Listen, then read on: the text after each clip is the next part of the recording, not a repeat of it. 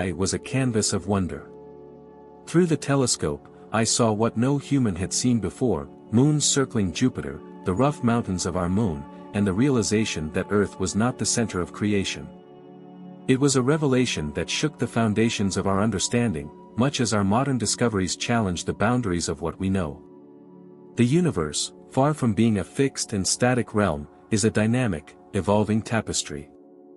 We are like children standing on the shore of an immense ocean, with only the faintest understanding of the wonders beyond the horizon. What Galileo saw through his telescope in the 17th century was only the beginning.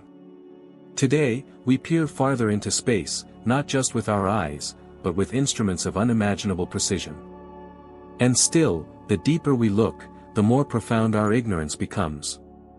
The stars, those distant beacons, are not just points of light. They are suns, burning in the far reaches of space, each one potentially home to planets, to worlds unknown. Our own star, the Sun, is but one of billions in our galaxy, and our galaxy is but one of countless others in the universe. The scale is almost beyond comprehension, and yet, it is within our grasp to study, to learn, and to appreciate our place in this grand cosmic arena.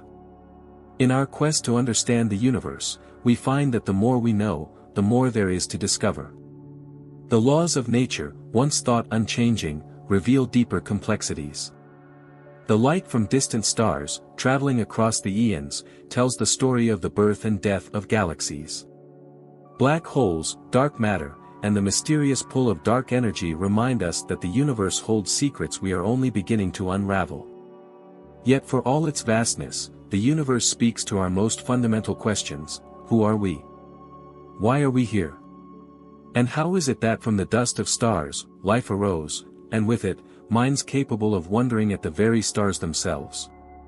We stand on the shoulders of giants, Galileo, Copernicus, Newton, and continue their journey, propelled by curiosity and awe. As Galileo once dared to look through his telescope and challenge the accepted truths of his time, so too must we dare to push beyond the boundaries of our current understanding. The universe calls to us, not with a voice, but with the silent majesty of its stars, the rhythm of its galaxies, and the pulse of time itself. It invites us to explore, to marvel, and to reflect on the extraordinary gift of being able to contemplate it at all. As we continue to unravel the mysteries of the cosmos, we must remain humble before the grandeur of the universe. Galileo's bold proclamations were met with resistance, for he challenged the very fabric of human thought, daring to suggest that we were not the center of the universe.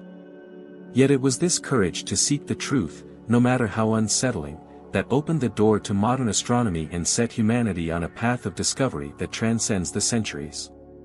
Today, we have taken Galileo's vision and expanded it beyond the wildest dreams of his time. We have sent probes to distant planets, landed on our moon, and peered into the depths of space with instruments like the Hubble Space Telescope, revealing galaxies billions of light-years away. And still, we are only scratching the surface. The universe is not static, it evolves, much like our understanding of it. From the Big Bang, a singular moment of unimaginable energy in creation, the cosmos has stretched and expanded, giving birth to galaxies, stars, and planets. It is a process that has been ongoing for over 13.8 billion years. And in this vast stretch of time, we find ourselves on a small planet orbiting a modest star, caught in the middle of this grand unfolding. What is remarkable is that we, as humans, are a part of this story. We are the universe's way of knowing itself, born from the very elements forged in the hearts of stars. As Carl Sagan so eloquently put it, we are made of star stuff. Every atom in our bodies was once inside a star, and those stars, in turn, were born from the primordial gas and dust that emerged from the birth of the universe.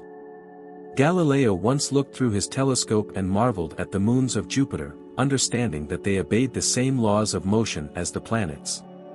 Today, we marvel at the strange and wondrous forces that shape the universe on scales both large and small. The gravitational waves rippling through spacetime, the bending of light around massive objects, and the mysterious presence of dark matter, all of these phenomena remind us of how little we truly know. And yet, with each new discovery, we grow closer to understanding the fundamental nature of reality. Our journey through the cosmos is both an exploration of the universe and an exploration of ourselves. It is a search for meaning in a universe that, for all its complexity, operates on principles that are, at their core, comprehensible. But even as we celebrate our advances, we must remember the lessons of Galileo. The pursuit of knowledge is not always met with open arms. It challenges established ideas and forces us to rethink what we thought was certain.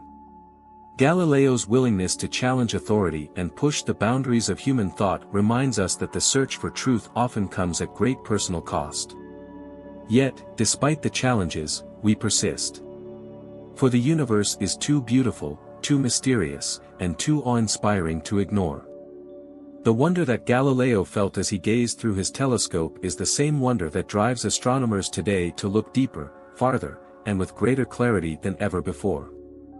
As we continue to probe the depths of space, we must not forget that our understanding of the universe is still evolving. Like Galileo, we are at the dawn of discovery, peering into the unknown with tools that our ancestors could only dream of. And though we stand on the shoulders of giants, we must also have the courage to question, to explore, and to seek new horizons. The universe is vast, and our place in it is small, but the fact that we can contemplate it at all is a triumph of the human spirit. As Galileo taught us, the cosmos is not beyond our reach, it is within our grasp, waiting to be understood by those with the curiosity and the courage to look beyond the familiar and embrace the unknown. In the end, the universe does not belong to any one of us. It is a shared inheritance, a cosmic playground of endless possibilities. And as we continue our journey of discovery, we do so not just for ourselves, but for all who come after us, those who, like Galileo, will look up at the stars and wonder what secrets they hold. The cosmos, ever silent and unyielding, whispers to those who are willing to listen, those who seek its truths with an open heart and an inquisitive mind. Galileo's groundbreaking observations, made with a modest telescope, were among the first steps humanity took into this grand conversation with the universe. Now, as we venture deeper into the unknown, our tools have grown more sophisticated, but the fundamental questions remain the same. What is our place in this vastness? And what is the nature of the universe that surrounds us? Each star, each planet, each swirling galaxy is a thread in the cosmic tapestry that we are only beginning to understand. Like a symphony, the universe plays out its movements on a scale so grand that it humbles us. But in its very grandeur, we find a profound connection. We are not separate from the universe, we are an intricate part of it. Our atoms, born in the cores of ancient stars, now think, feel, and wonder about their origins. Consider the light from a distant galaxy. It has traveled for millions, perhaps billions of years across the fabric of spacetime to reach our eyes. In that single beam of light, we witness the past, the ancient history of the universe itself.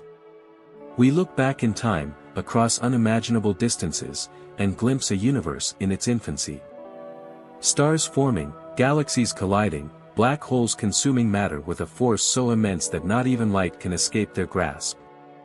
Galileo marveled at the celestial mechanics that govern the heavens, and today we marvel at the complexities that underlie the universe's very structure. We now know that most of the universe is not even visible. Dark matter, unseen and undetectable except through its gravitational effects, forms the scaffold upon which galaxies are built. Dark energy, a mysterious force, drives the acceleration of the universe's expansion, pushing galaxies farther apart at an ever-increasing rate. These discoveries challenge the limits of human understanding. But they also open new pathways of thought, reminding us that there is so much more to learn. The universe, it seems, is more strange and wondrous than we could have ever imagined. And it is in this strangeness that we find beauty, an order and harmony that transcends our limited perspective. As we continue to probe the mysteries of the cosmos, we must remember that the universe operates on timescales and distances far beyond our comprehension. Our lives are but brief moments in the grand narrative of existence. The stars we see today will one day burn out, the galaxies will drift apart, and the universe will continue its slow dance toward an uncertain future. Yet in this vast and indifferent cosmos, life emerged, and with it, the capacity to ask questions, to seek meaning. What a gift it is, then, to be able to look up at the stars and wonder. Galileo, with his crude telescope, began this journey for us. And today, we carry forward his legacy, peering deeper into space, mapping out the cosmic landscape, and striving to understand the laws that govern everything from the smallest particles to the largest galactic structures. But even as we search for answers, the universe remains elusive. There are questions that may never be answered, mysteries that may always lie just beyond our reach. Yet, it is in the asking of these questions that we find our true purpose. The act of discovery, the thrill of peeling back the layers of the unknown, is as much a part of our nature as the stars are a part of the cosmos. As Galileo once wrote, the book of nature is written in the language of mathematics. And so it is. But it is also written in the language of wonder, curiosity, and imagination. For as much as the universe reveals through cold, hard facts, it also inspires us with its beauty, its majesty, and its profound mystery. The more we learn, the more we are reminded of how small we are, and yet, how significant our quest for knowledge is. For in the grand cosmic scale, it may seem that we are insignificant specks, lost in the vastness of space. But it is precisely because we are able to recognize this vastness, to comprehend our place within it, that we are anything but insignificant. The universe calls to us, not with the voice of a deity, but with the silent pull of gravity, the flicker of distant stars, and the soft hum of cosmic radiation. It beckons us to continue our journey, to keep exploring, questioning, and imagining. And like Galileo, we will respond with the tools of our time, pushing the boundaries of what is possible, and discovering truths that will reshape our understanding of the cosmos once more. As we continue to journey through the cosmos, we come to realize that our quest for understanding is as infinite as the universe itself. Each discovery brings us closer to the truth, yet paradoxically, reveals even greater mysteries waiting to be unraveled. This, too, is the lesson of Galileo's life, a life dedicated to inquiry, to questioning the very fabric of accepted knowledge, and to gazing beyond the familiar into the vast unknown. Today, we build upon his spirit of curiosity. We send spacecraft to distant worlds, to icy moons, and to the far reaches of our solar system. We have looked upon the rings of Saturn, discovered lakes of methane on Titan, and seen geysers of water erupting from Europa, moons that may, in their hidden oceans, harbor the conditions for life. The dream of exploring these distant worlds, once considered mere fantasies, is now within our reach. Galileo's vision, through the lens of his modest telescope, has now expanded to include robotic explorers traveling far beyond the grasp of our planet. Yet as we uncover these wonders, we must remember that the story of exploration is also the story of human perseverance. It is the same story that Galileo lived, a tale of facing opposition, of daring to challenge established beliefs, and of pursuing truth, even in the face of adversity. The universe does not reveal its secrets easily. It demands patience, resilience, and, above all, a relentless commitment to discovery. What Galileo began with his study of the heavens has blossomed into a worldwide endeavor to unlock the mysteries of existence. Telescopes like the James Webb Space Telescope peer into the furthest reaches of the cosmos, capturing the faint light of galaxies formed shortly after the Big Bang. We study these ancient structures not merely to understand the past but to glimpse the origins of everything we see around us, the stars, the planets, and indeed, ourselves. For we are not separate from the universe, we are part of its grand story. As we study the heavens, we are also studying our origins. The elements that make up our bodies, carbon, oxygen, nitrogen, were forged in the cores of ancient stars that lived and died long before the Earth even existed.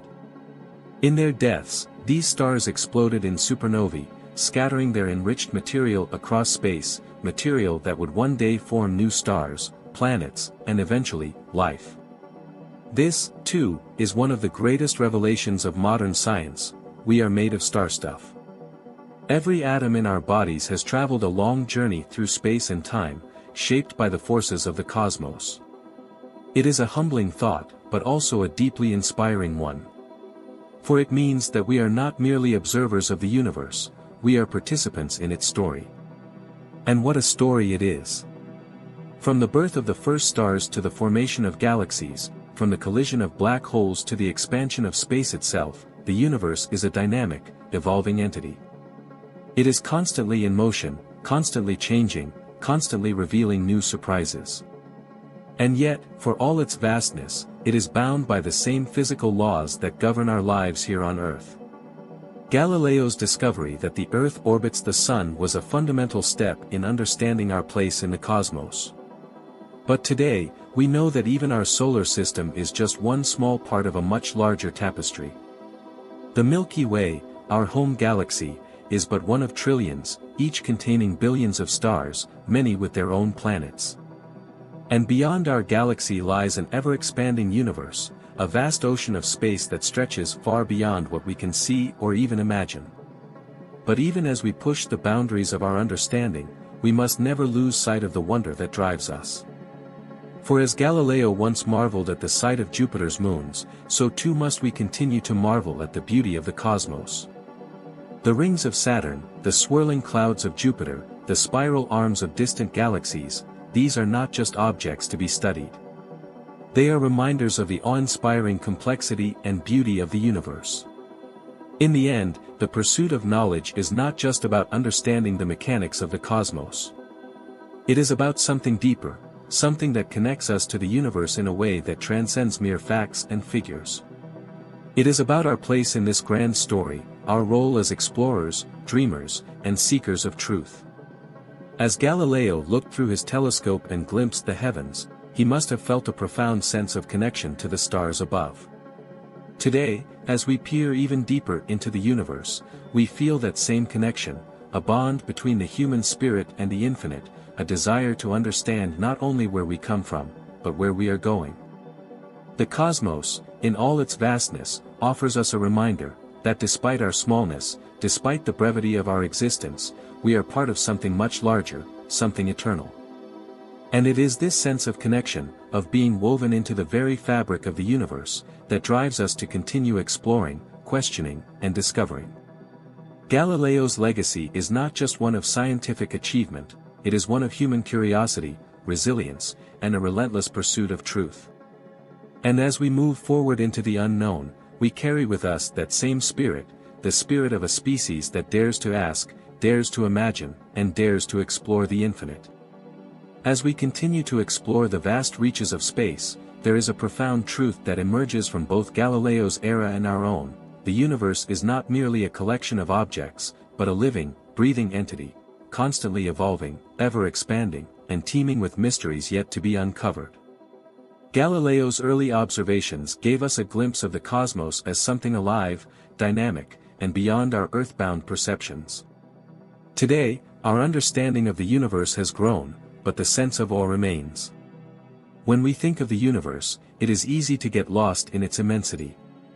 Billions of galaxies, each containing billions of stars, stretch out in all directions, extending into the farthest reaches of space and time. The sheer scale of it all can be overwhelming, humbling us with our own smallness. And yet, this very vastness is what makes the universe so compelling. It beckons us to explore, to reach out beyond the boundaries of our home, and to seek understanding in places far beyond our imagination. But the beauty of the cosmos is not just in its scale, it is in its details. Galileo's discovery of Jupiter's moons was one such detail, a tiny yet transformative insight that shattered old beliefs and opened new avenues of thought. In the same way, each new discovery we make today adds another piece to the puzzle of existence.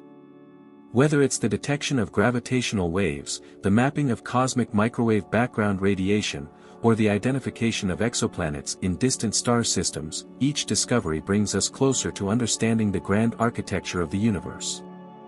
And yet, with every answer we find, new questions emerge.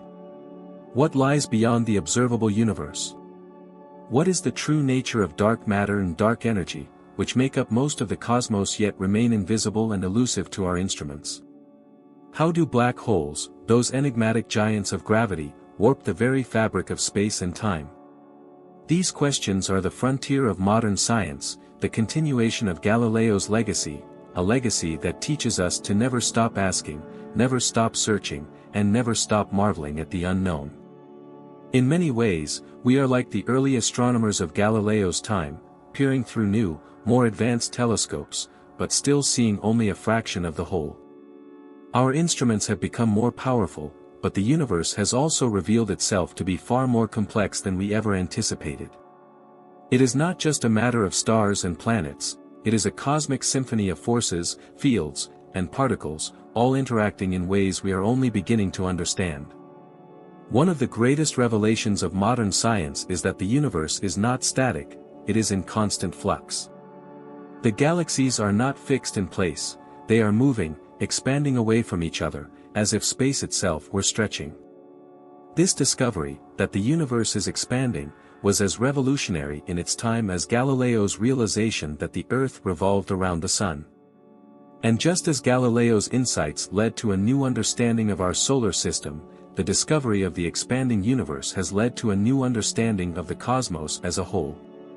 The realization that the universe had a beginning, a moment of creation known as the Big Bang, was one of the most profound shifts in human thought. Suddenly, the cosmos was not eternal, it had a history, a story that could be told.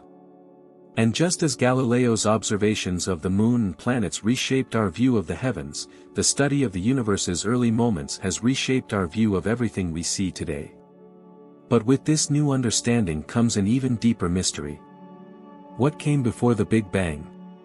What caused the universe to spring into existence? These are questions that lie at the very edge of human knowledge, questions that may remain unanswered for centuries to come. And yet, it is precisely these questions that drive us forward, that compel us to keep exploring, keep wondering, keep imagining. Galileo, in his time, faced opposition from those who clung to old ideas. He was ridiculed, persecuted, and even condemned for his belief that the Earth was not the center of the universe. And yet, he persevered. He understood that the pursuit of knowledge, the quest for truth, was more important than the comfort of familiar ideas. Today, we face similar challenges as we confront the mysteries of the cosmos. The unknown is daunting, and the answers we find may challenge everything we think we know. But like Galileo, we must push forward, guided by the belief that understanding the universe is not only possible, but essential. For in understanding the universe, we also come to understand ourselves. The cosmos, with its swirling galaxies and distant stars, is not separate from us, it is a part of us. The atoms that make up our bodies were born in the hearts of stars, forged in the crucibles of supernovae, and scattered across space to form planets, oceans, and life itself. We are, in a very real sense, the universe made conscious, a way for the cosmos to know itself. This idea, that we are connected to the stars, is both humbling and empowering. It reminds us that, despite our smallness, we are part of something much larger, something eternal. And it is this connection, this sense of belonging to the universe, that gives our quest for knowledge its meaning. As we continue to explore the cosmos, we do so not just as scientists and explorers, but as human beings, driven by a deep and abiding curiosity about our place in the grand scheme of things. The universe, in all its vastness, invites us to wonder, to question, and to seek answers. It is a journey that began with Galileo, but one that will continue for generations to come. For the universe is not a destination, it is a journey. And as long as there are questions to be asked and mysteries to be explored, we will continue to walk that path, guided by the light of the stars and the spirit of discovery that Galileo embodied so long ago. The journey through the universe, though vast and seemingly endless, is not just a quest for knowledge, but also a journey of the spirit. As Galileo once dared to suggest that our Earth was not the center of the cosmos, so must we dare to imagine our place within this infinite expanse. We are both explorers and participants in the grandest story ever told, a story written in the stars, in the galaxies, and in the very fabric of space-time. Consider, for a moment, the nature of time itself. From our limited perspective, time flows in one direction, like a river that carries us from the past to the future. But the universe does not obey such simple rules. In the depths of space, near the event horizons of black holes, time stretches and warps, distorted by the immense gravitational pull. This warping of time reminds us that the cosmos is far stranger than our everyday experiences suggest, that the universe operates on principles that challenge our very understanding of reality. And yet, despite its strangeness, the universe is also profoundly orderly. The same laws of physics that govern the motion of the planets in our solar system apply to the farthest galaxies, billions of light-years away. The same forces that bind the atoms in our bodies together also dictate the fusion processes in the hearts of stars. This unity of natural laws, this cosmic order, was Galileo's great revelation. He showed us that the heavens were not governed by some divine force separate from the earth, but by the same physical laws that apply to us all. In this discovery lies a profound truth: the universe is knowable. Its mysteries, while vast, can be unraveled through observation, experimentation, and the power of human reason. This belief in the intelligibility of the cosmos has driven human progress for centuries. It led Newton to discover the laws of motion, Einstein to formulate the theory of relativity, and countless scientists to explore the quantum world, the strange and counterintuitive realm where particles exist in superpositions, entangled across vast distances, defying our classical understanding of cause and effect. But even as we unravel these mysteries, we are reminded of how much remains unknown. What is dark matter, the invisible substance that holds galaxies together? What is dark energy, the force driving the acceleration of the universe's expansion? These questions challenge our most fundamental theories, pushing the boundaries of our understanding and reminding us that the universe is far more complex than we once imagined. Yet, in the face of these mysteries, we do not despair. For every question answered, we are given the gift of new questions to pursue. This is the essence of science, the relentless pursuit of truth, no matter how elusive, no matter how challenging.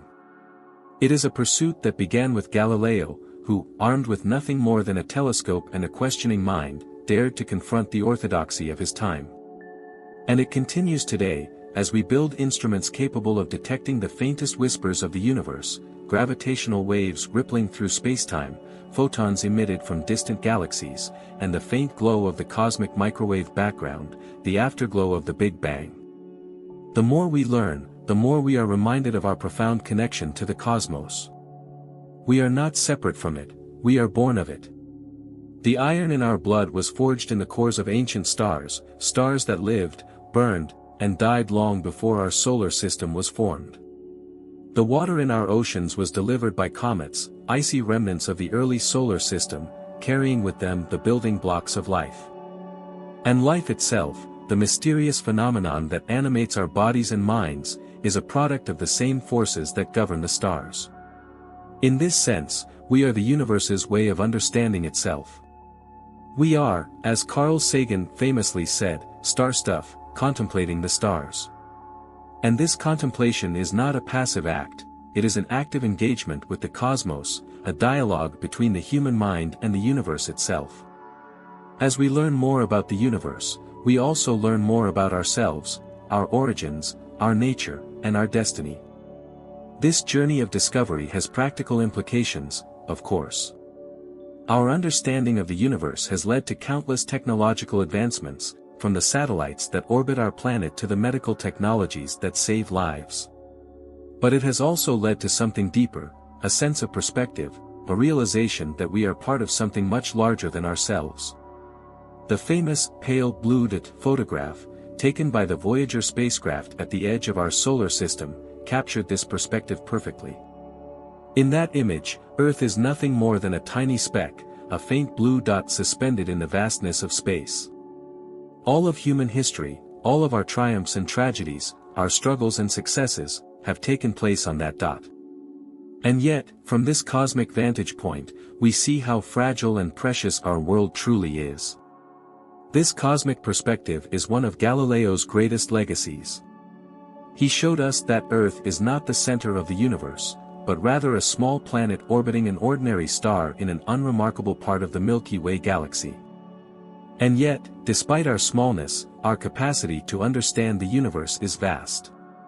We are capable of imagining the farthest reaches of space, of contemplating the birth and death of stars, of pondering the origins of the universe itself. In this capacity lies hope. For as long as we continue to ask questions, as long as we continue to explore, we will keep pushing the boundaries of knowledge. And in doing so, we will continue the journey that Galileo began, a journey that leads us ever closer to the heart of the cosmos. But what lies at the heart of the cosmos? Is it the singularity of a black hole, the point at which space and time collapse into nothingness? Is it the moment of creation itself, the Big Bang from which everything we know emerged? Or is it something even deeper, something that transcends our current understanding? These are the questions that drive us forward, that fuel our imagination and inspire our explorations. And though we may never find definitive answers, the journey itself is a reward.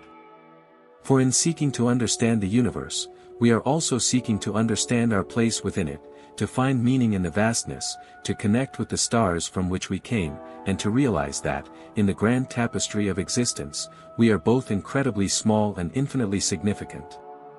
As we venture further into the cosmic narrative, we begin to see that the universe is not simply a collection of stars, planets, and galaxies, but a profound expression of natural order, a harmony governed by laws that are both elegant and mysterious. Galileo's early observations were a testament to this order. He saw the moons of Jupiter, moving in their orbits with mathematical precision, and understood that they obeyed the same physical laws that govern the motion of objects here on Earth. This realization, simple as it may seem now, was revolutionary in its time. It marked the beginning of a new way of thinking, a way of seeing the universe as a grand mechanism, with each part connected to the whole. In the centuries since, we have come to understand much more about the mechanisms that govern the universe. We know that gravity, the force that holds planets in orbit and shapes the structure of galaxies, is not merely a pull between objects but a bending of space and time itself. Einstein's theory of general relativity showed us that massive objects like stars and planets warp the fabric of spacetime, creating the gravitational forces that keep us anchored to the Earth and guide the motion of celestial bodies across the sky. And yet, even as we have uncovered these deeper truths, new mysteries have emerged. What is gravity, really? Why does it exist, and why is it so much weaker than the other fundamental forces of nature? Why does dark matter, this invisible, unknown substance that makes up most of the universe's mass, not interact with light or ordinary matter, yet exert such a profound influence on the structure of galaxies? These are questions that push the boundaries of modern physics, questions that remind us of how much we still have to learn. In many ways, the universe is like a vast, unfinished puzzle. Each new discovery adds a piece to the picture, but the more pieces we find, the more complex the picture becomes. Galileo's work was one of the first pieces, and today, we continue to place new pieces into the puzzle, pieces that reveal a universe far stranger and more wondrous than we ever imagined. But for all its complexity, the universe also reveals a deep simplicity. The same forces that shape the largest galaxies also govern the smallest particles. The laws of physics, while they may seem abstract and difficult to grasp, are ultimately expressions of a profound unity. This unity is what Galileo glimpsed when he looked at the moons of Jupiter through his telescope. It is what Newton discovered when he formulated the law of universal gravitation. And it is what we continue to uncover today, as we study everything from the behavior of quarks and neutrinos to the movement of distant galaxies. In this unity lies a fundamental truth: the universe is knowable. It may be vast, it may be filled with mysteries, but it is not beyond our ability to understand. This belief in the knowability of the cosmos is one of the greatest gifts of science. It gives us the confidence to ask questions, to seek answers, and to imagine a future in which we have unlocked even the most profound secrets of existence. Yet, as we reach for these answers, we must also remain grounded in the knowledge that the universe does not revolve around us. Galileo's greatest lesson was one of humility. His discovery that Earth was not the center of the cosmos was a humbling realization, one that forced humanity to rethink its place in the universe. Today, we continue to grapple with this humility as we study a universe that is far larger and more complex than we ever imagined. Our solar system is but a tiny speck in the vastness of the Milky Way galaxy, which in turn is only one of trillions of galaxies in the observable universe. Each of these galaxies contains billions of stars, many of which have planets orbiting them, planets that may, in some distant corner of the cosmos, harbor life. The sheer scale of the universe is beyond comprehension, and yet, here we are, on a small planet orbiting an average star, capable of looking out into the vastness and asking, what is our place in all of this? This question, so ancient, so fundamental, is one that transcends science. It is a question that touches on philosophy, on spirituality, and on the deepest yearnings of the human heart. For in seeking to understand the universe, we are also seeking to understand ourselves. What does it mean to exist in a universe so vast, so filled with wonders and mysteries?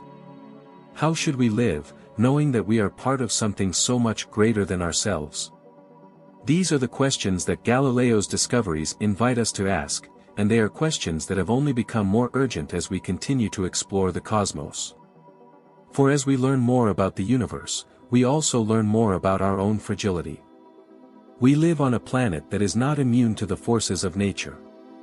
The same cosmic events that shape the universe, supernovae, asteroid impacts, and solar flares, can also shape the fate of our world. And yet, despite this fragility, there is a resilience to life, a tenacity that mirrors the resilience of the universe itself. Life, like the cosmos, evolves, adapts, and persists. It finds a way to survive, even in the most hostile environments. We have seen this resilience in the extremophiles that thrive in the deepest oceans and the most barren deserts. And we have seen it in our own species, in our ability to overcome challenges, to rise above adversity, and to reach for the stars. This resilience is a testament to the power of the human spirit, a spirit that Galileo embodied when he defied the dogmas of his time and dared to look at the world with fresh eyes. Today, we carry that same spirit forward as we explore the frontiers of space, as we build spacecraft to visit distant planets and telescopes to peer into the farthest reaches of the cosmos. But as we look outward, we must also look inward. For the universe, vast and magnificent as it is, also reflects something deep within us.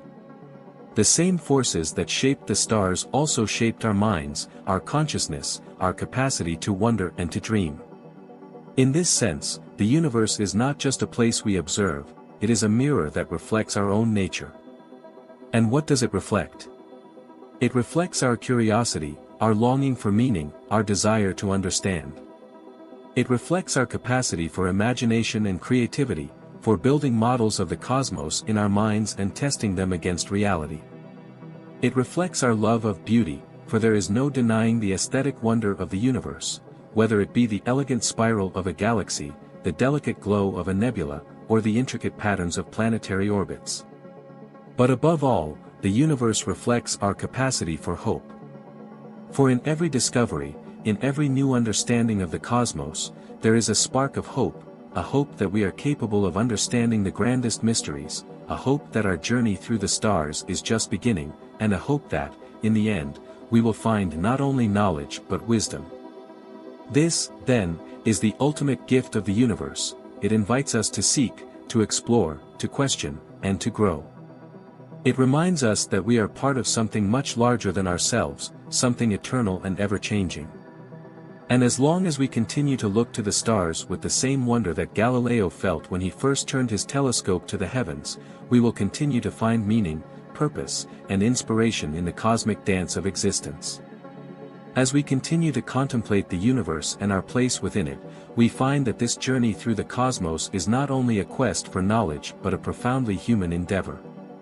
The vastness of the universe, its intricate beauty, and its unrelenting mysteries call to something deep within us. There is an inherent drive in the human spirit to explore, to seek understanding, and to make sense of the unknown. Galileo's telescope was more than just an instrument of discovery, it was a symbol of that human desire to push beyond the boundaries of the familiar, to peer into the unknown and to discover new worlds. Today, our telescopes are far more powerful, our spacecraft travel farther, and our instruments measure phenomena that Galileo could never have imagined. And yet, the fundamental questions remain the same. What is the nature of the universe? How did it begin? And where is it headed? These are not merely scientific questions, they are deeply philosophical, even existential. For as we look outward, we are inevitably led to reflect on our own origins and our own destiny. The universe began in a moment of unimaginable energy and expansion, the Big Bang, and has been evolving ever since. Galaxies formed, stars were born, planets coalesced, and on at least one of those planets, life emerged. This process, this cosmic evolution, has been unfolding for over 13.8 billion years. And yet, for all our knowledge, we are still in the early stages of understanding how this incredible story came to be. The Big Bang was not just the beginning of matter and energy, it was the beginning of time and space itself. Before that moment, there was no before in the sense that we understand time. This idea, so counterintuitive, forces us to rethink our notions of causality and existence. How could something come from nothing? What caused the universe to spring into being? These questions touch on the limits of human understanding, and they remind us of the profound mystery at the heart of the cosmos. And yet, for all its mystery, the universe is also surprisingly predictable. The laws of physics, once thought to apply only to Earth, govern the entire cosmos. Gravity, electromagnetism, and the nuclear forces operate with stunning consistency across the vast distances of space and time. These laws have allowed us to build models of the universe that explain not only its past but its future. But here, too, we find a paradox. The universe is expanding, and not just at a steady pace, but at an accelerating rate. This discovery, made in the late 20th century, shocked the scientific community. Some unknown force, what we now call dark energy, is pushing galaxies apart, driving the expansion of the cosmos faster and faster. If this continues, the universe will become a cold, dark, and empty place. Galaxies will drift beyond each other's reach, stars will burn out, and even the atoms that make up matter may one day decay into nothingness. This potential fate of the universe, often called the Big Freeze, is a sobering thought. It reminds us that the universe, for all its grandeur, is not eternal. Like all things, it had a beginning, and it will have an end. And yet, this realization does not diminish the beauty or the significance of our existence. If anything, it makes our brief moment in the cosmic timeline all the more precious. For in this vast, ancient universe, we are among the few creatures capable of contemplating it. We are the product of billions of years of cosmic evolution, and we have been given the gift of consciousness, the ability to reflect on the universe and on our own existence. This consciousness is a mystery in itself. How did the universe, through the process of evolution, give rise to beings capable of understanding the very laws that govern its existence? This question, too, is one that Galileo would have appreciated. He saw the universe not as a cold, mechanical place, but as a grand and beautiful system, governed by laws that could be understood through reason and observation. And today, as we continue to unlock the secrets of the cosmos, we are reminded that our ability to understand is itself a miracle of nature. But this understanding comes with responsibility. As we continue to explore the cosmos, we must also consider our role within it. For while the universe may be vast and eternal, our planet is fragile. The Earth, a tiny blue dot in the vastness of space, is our only home. And as we look outward, we must also look inward, to the challenges we face as a species, to the ways in which we care for this delicate world, and to the responsibilities we have to each other and to future generations. Galileo's discoveries were not just about distant moons and planets, they were about shifting humanity's perspective. He showed us that we were not the center of the universe, that the cosmos was far larger and more complex than we had ever imagined. Today, as we continue his work, we are reminded that our place in the universe is not defined by our physical location but by our ability to understand, to explore, and to care for the world we inhabit. The universe, in all its vastness, is indifferent to our existence. The stars will burn, the galaxies will collide, and the universe will continue its expansion whether or not we are here to witness it. And yet, in the face of this cosmic indifference, we find meaning. We find meaning in our ability to ask questions, to seek answers, and to marvel at the beauty of the universe.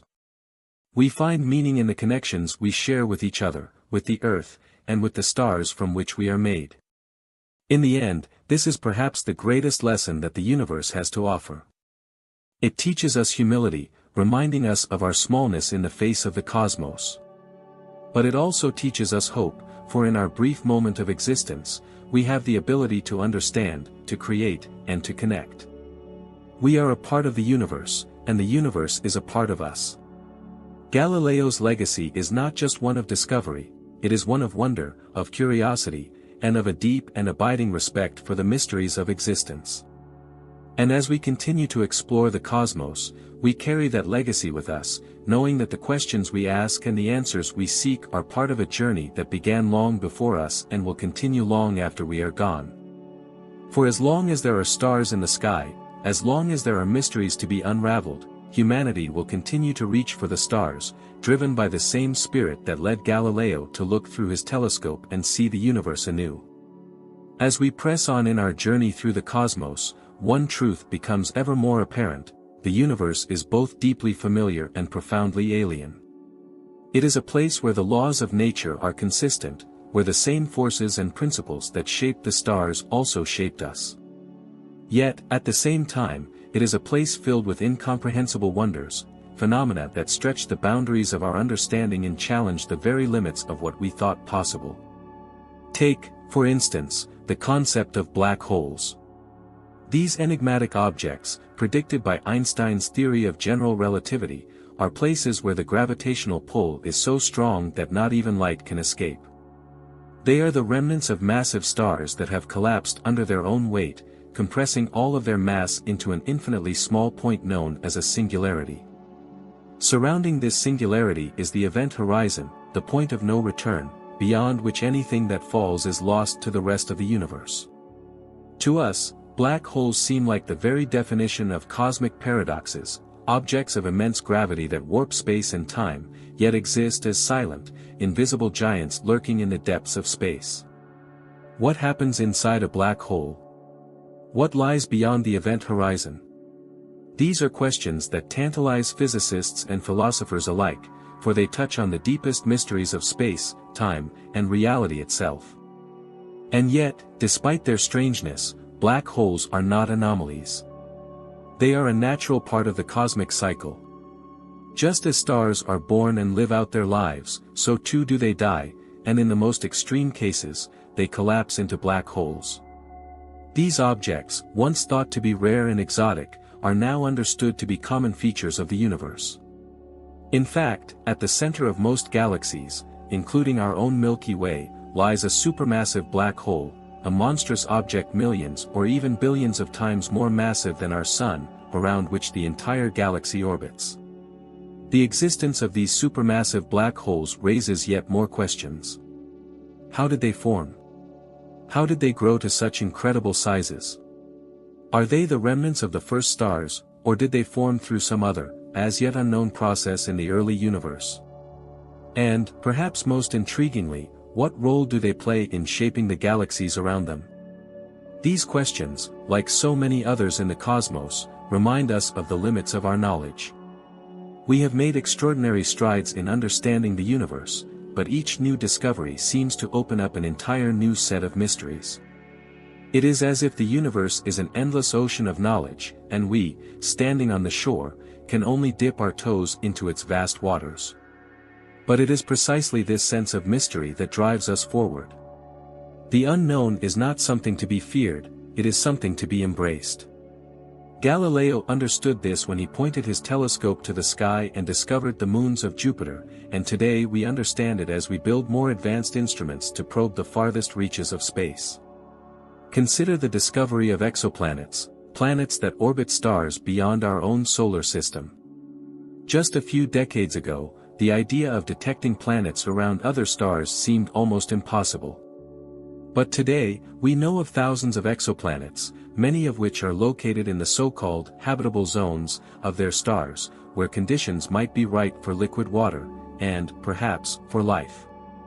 This discovery has fundamentally changed the way we view our place in the universe. No longer are we the sole planetary system in the cosmos. Instead, we are part of a vast galactic community, with each star potentially hosting its own planets, its own worlds. Some of these worlds may be rocky like Earth, with oceans, mountains, and atmospheres. Others may be gas giants like Jupiter, or icy moons like Europa and Enceladus, hiding oceans beneath their frozen surfaces. The possibility of life on these distant worlds is one of the most exciting questions in all of science. Are we alone in the universe, or is life a common phenomenon, scattered across the stars like grains of sand on a beach? The discovery of even the most primitive forms of life beyond Earth would be one of the most profound moments in human history. It would confirm that life is not a singular anomaly, but a natural outcome of the processes that shape the cosmos. But even if we do not find life on these distant worlds, the search itself has value. It reminds us of the fragility of life on Earth, of the delicate balance that makes our planet habitable. As we explore the universe, we are also learning about the conditions that make life possible, and in doing so, we come to appreciate our own world in a deeper and more profound way. This, perhaps, is one of the greatest gifts that the universe offers us: perspective. From our vantage point on Earth, it is easy to become consumed by the details of our daily lives, by the struggles and concerns that fill our minds. But when we look up at the stars, when we contemplate the immensity of the cosmos, we are reminded of the bigger picture. We are reminded that we are part of something far larger than ourselves, something ancient and magnificent, something that has been unfolding for billions of years and will continue to unfold long after we are gone. In this perspective, we find both humility and hope. Humility, because we see how small we are in the grand scheme of things. Our entire history as a species is but a fleeting moment in the cosmic timeline. And yet, in that moment, we have achieved so much. We have built civilizations, explored our world, and now, we are reaching out to the stars. And in that reaching, we find hope. For despite the vastness of the universe, despite the overwhelming odds, we have the ability to understand. We can unravel the mysteries of the cosmos, one by one, through observation, experimentation, and reason. We can peer into the heart of a distant galaxy, witness the birth of a star, or listen to the echoes of the Big Bang, all from our tiny corner of the universe. This capacity to understand, to ask questions and seek answers, is what makes us unique. It is what drives us to explore, to create, and to imagine. And as long as we continue to ask those questions, as long as we continue to look up at the stars and wonder, we will remain connected to the grand, unfolding story of the universe. Galileo once said, "I do not feel obliged to believe that the same God who has endowed us with sense, reason, and intellect has intended us to forego their use." This sentiment echoes through the centuries, reminder that the universe is not something to be passively accepted, but something to be actively explored, understood, and appreciated. And so, as we continue our journey through the cosmos, let us carry with us the same sense of wonder, curiosity, and determination that Galileo embodied. Let us look to the stars, not just as distant points of light, but as gateways to understanding the nature of reality, the origins of existence, and the future of our species. For in the end, the universe is not just a place we live in, it is a place we are called to explore, to understand, and to cherish. As we press further into the mysteries of the cosmos, we begin to realize that our journey through the universe is as much about discovery as it is about reflection.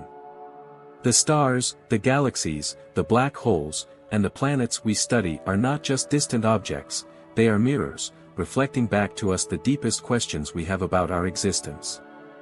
What does it mean to be a part of this universe?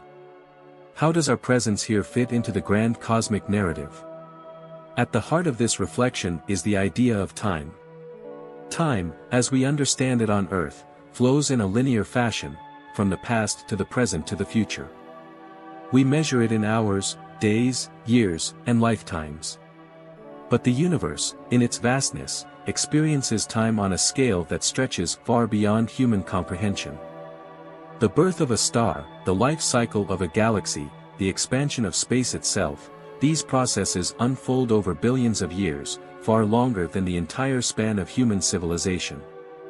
And yet, for all the immensity of cosmic time, our brief moment in it has meaning.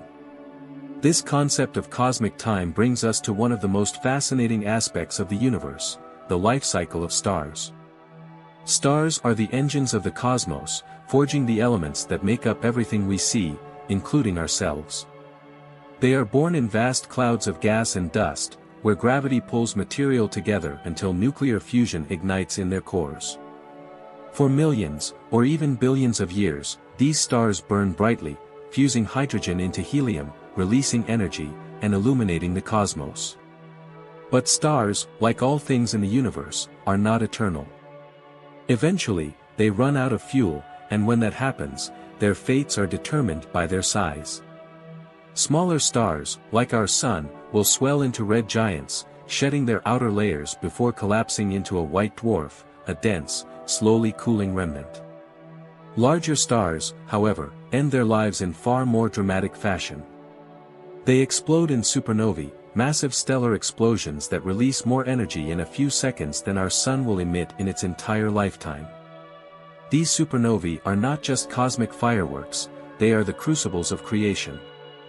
In the intense heat and pressure of these explosions, elements heavier than iron are forged: gold, silver, uranium, all of the precious metals that we find on Earth and beyond.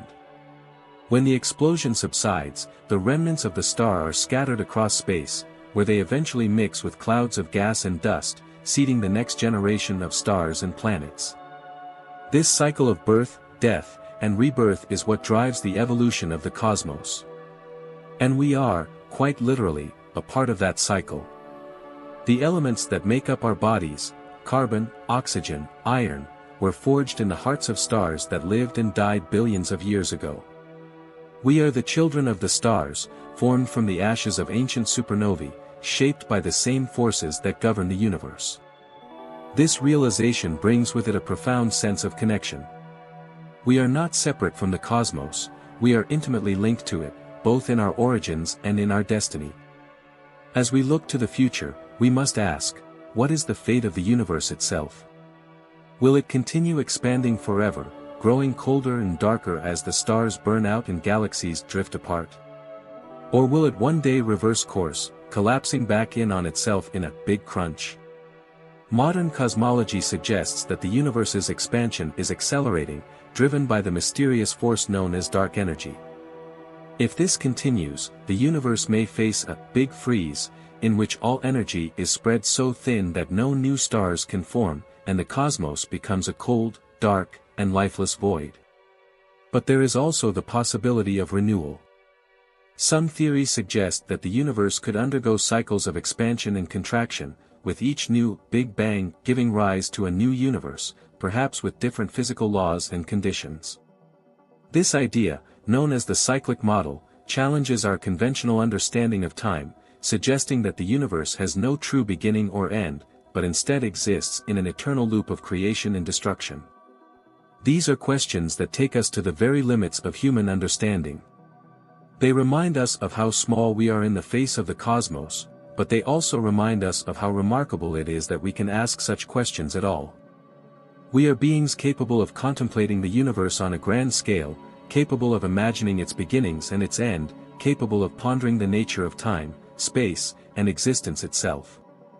And this capacity for reflection is perhaps the most extraordinary thing about us. The universe may be vast, and its timescales may dwarf our own, but in our minds, we are able to bridge those distances. Through science, we have built a framework of understanding that allows us to grasp phenomena far beyond our everyday experience: black holes, supernovae, dark matter, and the expansion of space. But science alone does not capture the full depth of our relationship with the cosmos. There is also a sense of wonder, of awe, and of reverence. This sense of wonder is what drives us to explore, to question, and to seek understanding. It is what led Galileo to turn his telescope to the heavens and what drives modern astronomers to build ever more powerful observatories.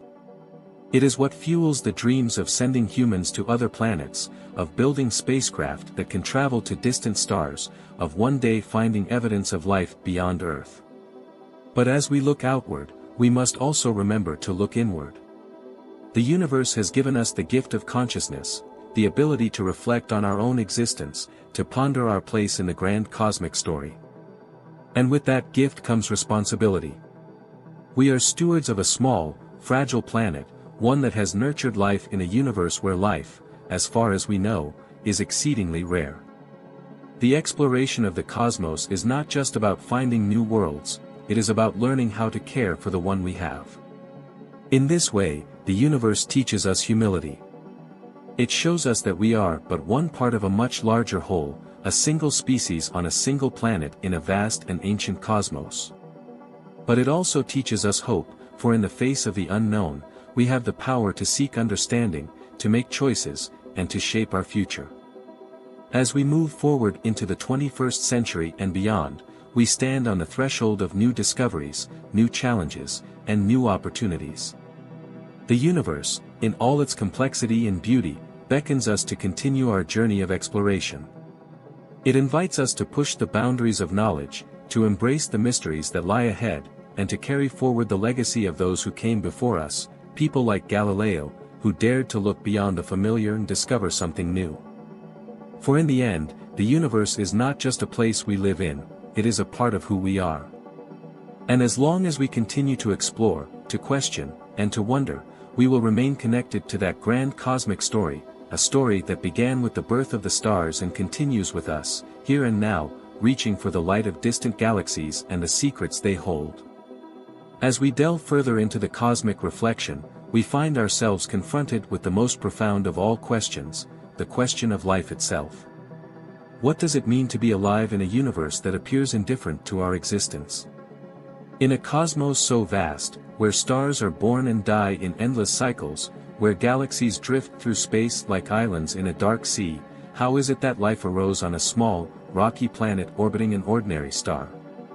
And more tantalizingly, is life something that exists only here, or is it a common phenomenon, scattered like seeds across the stars? The search for life beyond Earth is not just about answering these questions, it is about understanding our own place in the universe. We know that life, in all its forms, is the product of natural processes. The elements that make up our bodies, carbon, hydrogen, oxygen, and nitrogen, are abundant in the cosmos. They were forged in the hearts of stars and spread throughout the universe by supernovae, carried on the winds of interstellar space to form new stars and planets. Life, it seems, is made of the same stuff as the universe itself. But how did these elements come together to form something as complex and as wondrous as life? Here, on Earth, life began more than 3.5 billion years ago, in the oceans of a young planet. Simple, single-celled organisms emerged from the primordial soup, fueled by the energy of the sun and the chemistry of the earth. Over eons, these organisms evolved, becoming more complex, more diverse, and more capable of adapting to the changing conditions of their environment. Life spread across the planet, filling every niche, from the depths of the oceans to the heights of the atmosphere. Yet, for all we know about the origins of life on Earth, the question remains, could life exist elsewhere in the universe?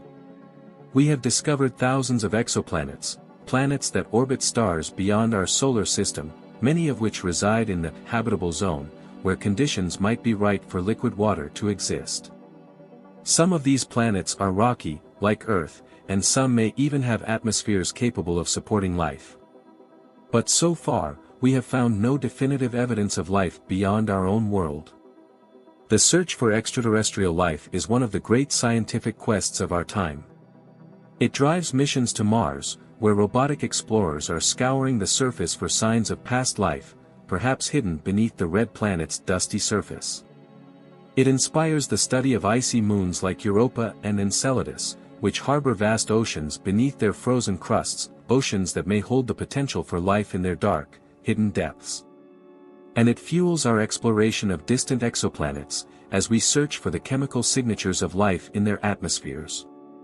If we were to find even the faintest hint of life beyond Earth, whether it be microbial life on Mars, or biosignatures in the atmosphere of a distant planet, it would forever change our understanding of the universe. It would confirm that life is not a singular anomaly, but a fundamental part of the cosmos, a natural outcome of the same processes that create stars and galaxies. But even if we never find life beyond Earth, the search itself has profound implications. It forces us to reflect on the uniqueness of our planet, on the delicate balance of conditions that make life possible, and on the responsibility we have to protect and preserve this fragile world. Earth, as far as we know, is the only place in the universe where life exists, and that makes it immeasurably precious. This realization brings us back to a central theme of our cosmic journey: perspective. The universe, with all its wonders and mysteries, offers us a vantage point from which to see ourselves more clearly. When we look out into the cosmos, when we study the light of distant galaxies or trace the paths of exoplanets, we are reminded of the sheer improbability of our existence. We are reminded that life, as we know it, is the result of billions of years of cosmic evolution, a process that began with the birth of stars and the formation of planets, and culminated in the emergence of beings capable of contemplating the universe itself. And yet, for all the grandeur of this perspective, we must also remember that our place in the universe is not guaranteed. The same forces that shape the Earth also threaten it. Asteroid impacts, solar flares, and even the long-term cooling of the sun are natural events that could one day render our planet uninhabitable. Climate change, driven by human activity, is a more immediate and pressing concern, reminding us that our actions have consequences, not just for ourselves, but for the entire biosphere. In this context, the search for life beyond Earth takes on a new significance. It is not just a scientific endeavor, it is also a reflection of our desire to understand the fragility of life and to seek out other places where it might exist. It is a reminder that we are part of a larger cosmic story, one that is still unfolding. This cosmic story brings us to another fundamental question: what is the future of life in the universe? Will humanity continue to explore the stars, perhaps one day settling on other planets and moons? Will we develop the technologies needed to travel beyond our solar system, to visit distant worlds, and perhaps even to communicate with intelligent civilizations beyond our own? The possibility of extraterrestrial intelligence is one of the most tantalizing ideas in all of science. If life is common in the universe, then it seems reasonable to assume that, somewhere out there, intelligent life may have arisen. And yet, despite decades of searching, we have found no evidence of such civilizations. This is the famous Fermi paradox: if the universe is so vast and so old, why have we not yet encountered signs of intelligent life? There are many possible explanations for this paradox. Perhaps intelligent civilizations are rare, and we are one of the first to emerge. Or perhaps such civilizations are common, but they are too far away for us to detect. Some have even suggested that advanced civilizations may intentionally avoid contact with us, or that they exist in forms that we cannot recognize or understand. Whatever the answer, the question of extraterrestrial intelligence forces us to reflect on the nature of intelligence itself. What does it mean to be a conscious being in a universe that is, for the most part, silent and indifferent? How do we, as intelligent creatures, relate to the cosmos? And what responsibilities come with the gift of consciousness? These are questions that go beyond science. They touch on philosophy, ethics, and even spirituality. For in contemplating the possibility of other intelligent beings, we are also contemplating our own humanity. We are asking what it means to be part of a universe that is so vast, so ancient, and so full of mystery. As we continue to explore the cosmos, these questions will become ever more pressing. The more we learn about the universe, the more we are forced to confront the limits of our understanding, and the more we are reminded of the importance of humility, curiosity, and wonder. For in the end, the universe is not just a collection of stars and planets, black holes and galaxies. It is a place of deep mystery, a place that challenges us to think in new ways, to ask new questions, and to imagine possibilities that go beyond our current knowledge. It is a place that invites us to explore, not just with our instruments and our technologies, but with our minds and our hearts. This is the true gift of the cosmos. It calls us to expand our vision, to stretch our imagination, and to seek meaning in the vastness of space and time. And as we continue on this journey, we carry with us the legacy of those who came before us, people like Galileo, who dared to look beyond the familiar, and in doing so, opened up new worlds of understanding. The universe is vast. Our place in it is small. But within that smallness lies the potential for greatness, the potential to explore, to discover, and to create meaning in a cosmos that is both beautiful and mysterious. And as long as we continue to look up at the stars with wonder, as long as we continue to ask questions and seek answers, we will remain part of that grand cosmic story, a story that began with the birth of the stars and continues with us, here and now, reaching out into the unknown. The night sky has always been a source of wonder. For as long as humans have existed, we have looked up at the stars with a mix of curiosity and awe, seeking to understand our place in the grand scheme of things. Galileo, in his time, dared to challenge the established beliefs of his era, revealing that the heavens were not a fixed, unchanging realm of perfection, but a dynamic and evolving cosmos. He gazed at the moon and saw mountains and valleys, just like those on Earth. He observed the moons of Jupiter, orbiting a planet far from our own, and realized that the universe was far more intricate than previously imagined. In doing so, he ignited a revolution in human thought, one that continues to this day. Centuries later, Carl Sagan would stand on Galileo's intellectual shoulders, looking even farther into the cosmos. With the aid of modern technology, we now peer beyond our own solar system, beyond the reach of human eyes, to distant galaxies and star systems light years away.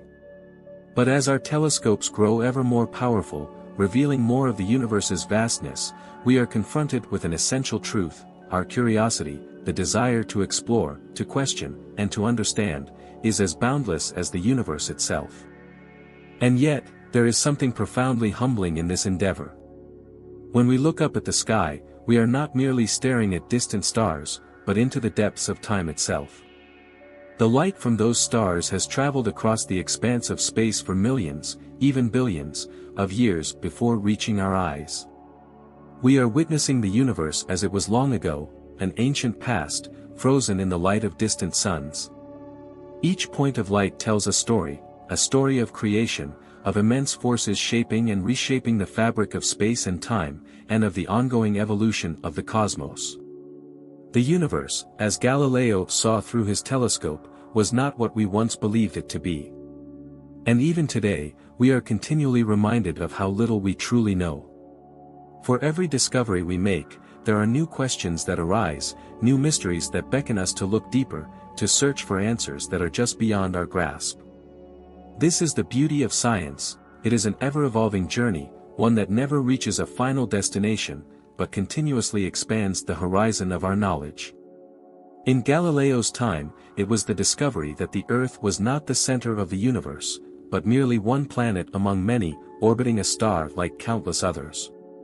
Today, we know that our Sun is one of hundreds of billions of stars in the Milky Way galaxy, which is itself just one of trillions of galaxies spread across the cosmos. The scale of this is difficult to fathom.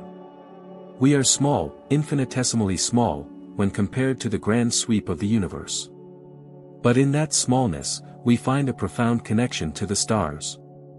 We are made of the same elements that make up the stars: carbon, nitrogen, oxygen, and iron, created in the nuclear furnaces of ancient suns that exploded in supernovae, scattering their enriched materials across space, forming new generations of stars and planets.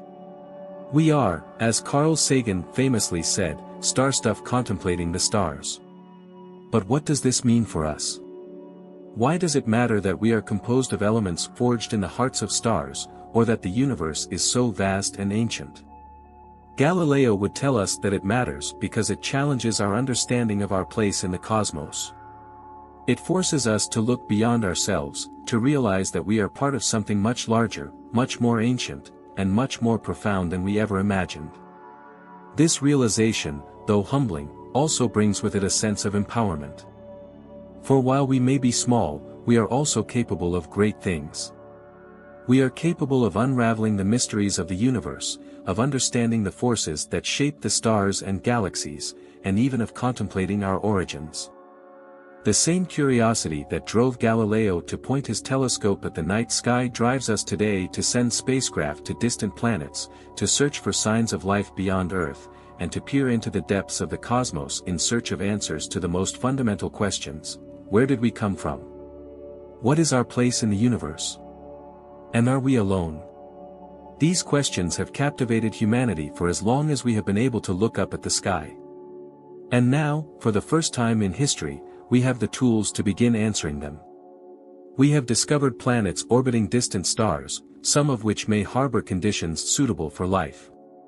We have sent probes to the outer reaches of our solar system, and we have peered back in time to the very beginning of the universe, to the moment when everything we know came into being.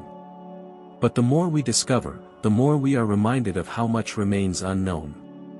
Dark matter and dark energy, which make up the vast majority of the universe, remain some of the greatest mysteries of modern science. We cannot see them, yet we know they are there, shaping the structure and evolution of the cosmos in ways we are only beginning to understand.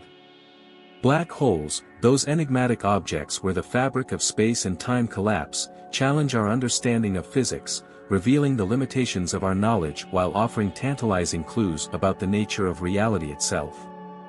And then there is the question of life. Is life something unique to Earth, or is it a common phenomenon, scattered across the stars?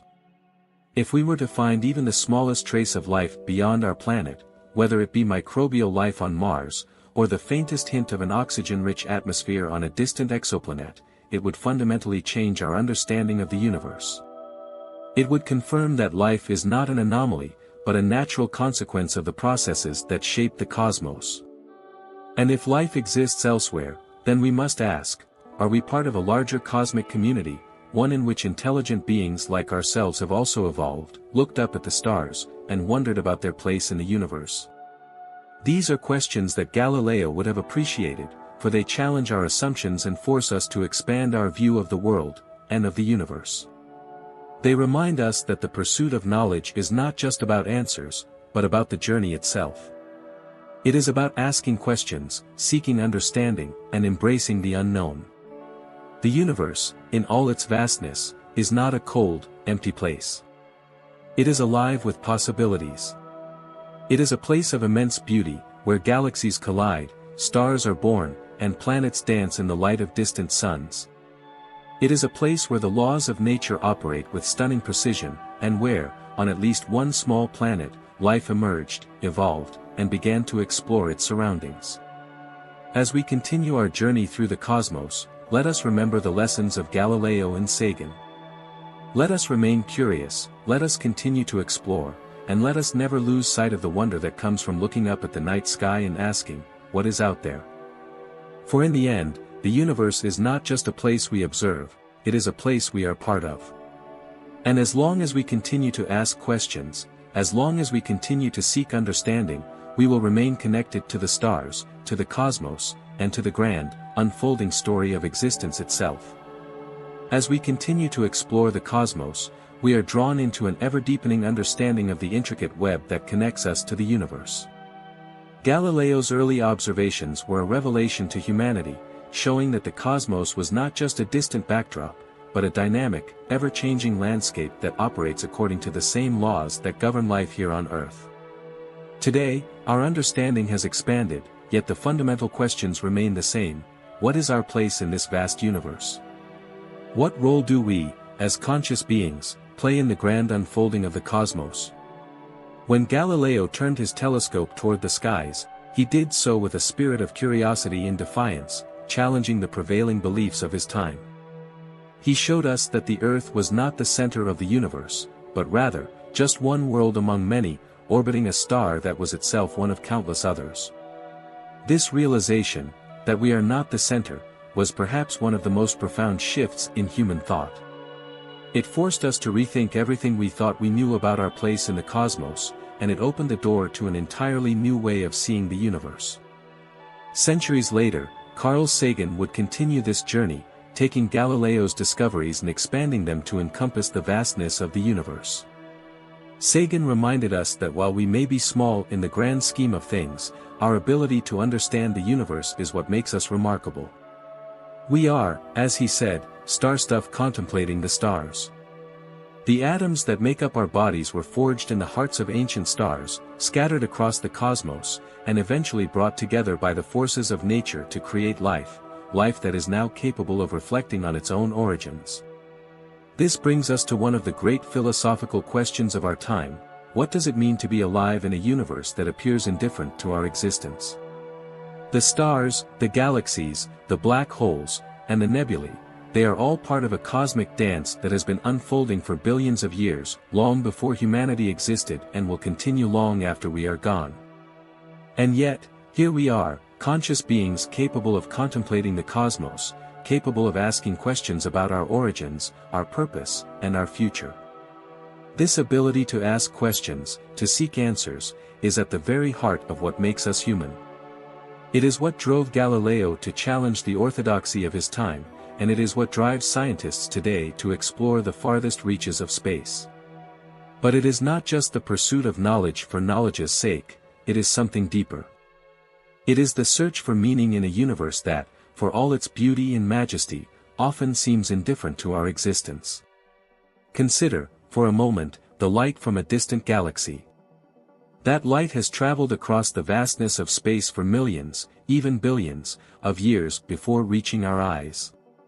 In that moment, we are not just seeing a distant object, we are witnessing the past. We are seeing the universe as it was long ago, frozen in time, before humanity ever existed. And yet, in that light, we find a connection to the cosmos. We realize that the atoms in our bodies were once part of that same cosmic journey, traveling across the universe, shaped by the same forces that govern the stars.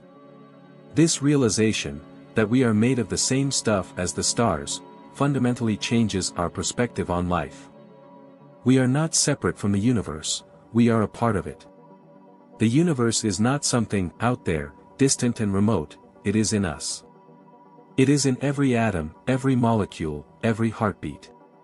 And this connection to the cosmos gives us a sense of belonging, a sense of being woven into the very fabric of existence.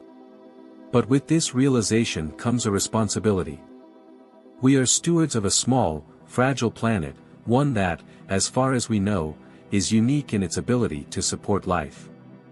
The Earth is our home, a pale blue dot in the vastness of space, and it is our responsibility to care for it. As Galileo's discoveries reminded us, we are not the center of the universe, but we are the center of our world. And it is up to us to ensure that this world remains habitable, not just for ourselves, but for future generations, and for the countless other species that share this planet with us. Carl Sagan often spoke of the cosmic perspective, a way of seeing the world that places our existence in the context of the universe as a whole. This perspective, he argued, is essential for understanding our place in the cosmos and for making wise decisions about the future. It reminds us that our actions have consequences, not just for ourselves, but for the planet and for the universe. The cosmic perspective also invites us to embrace the unknown. For as much as we have learned about the universe, there is still so much that we do not understand. Dark matter and dark energy, which make up the majority of the universe, remain some of the greatest mysteries of modern science. We cannot see them, we cannot touch them, and yet we know they are there, shaping the structure of the cosmos in ways that we are only beginning to grasp. Black holes, those strange objects where space and time collapse, challenge our understanding of the very nature of reality. And the question of whether we are alone in the universe remains one of the most profound and tantalizing mysteries of all.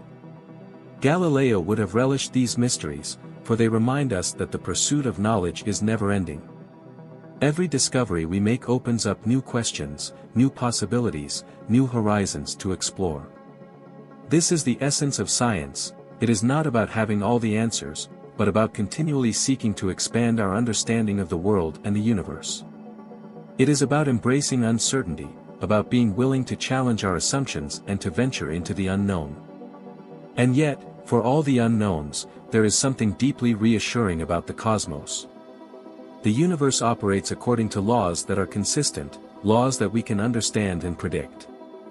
The same forces that govern the motion of planets also govern the behavior of atoms. The same processes that created the stars also created us. In this sense, the universe is not chaotic, but ordered, a place where life can emerge, evolve, and flourish. As we look to the future, we must continue to nurture the spirit of curiosity and exploration that Galileo embodied. We must continue to ask questions, to seek answers, and to push the boundaries of our knowledge. For in doing so, we not only expand our understanding of the universe, we expand our understanding of ourselves. The stars, the planets, the galaxies, they are not just distant objects to be studied. They are part of the same cosmic web that connects us all. And as long as we continue to look up at the night sky with wonder, as long as we continue to explore the universe with curiosity and humility, we will remain part of that grand cosmic journey, a journey that began long before us and will continue long after we are gone. For in the end, the universe is not just a place we observe, it is a place we belong. And as we reach out into the unknown, guided by the light of distant stars and the spirit of discovery, we are reminded that we are not just observers of the cosmos, we are participants in its story.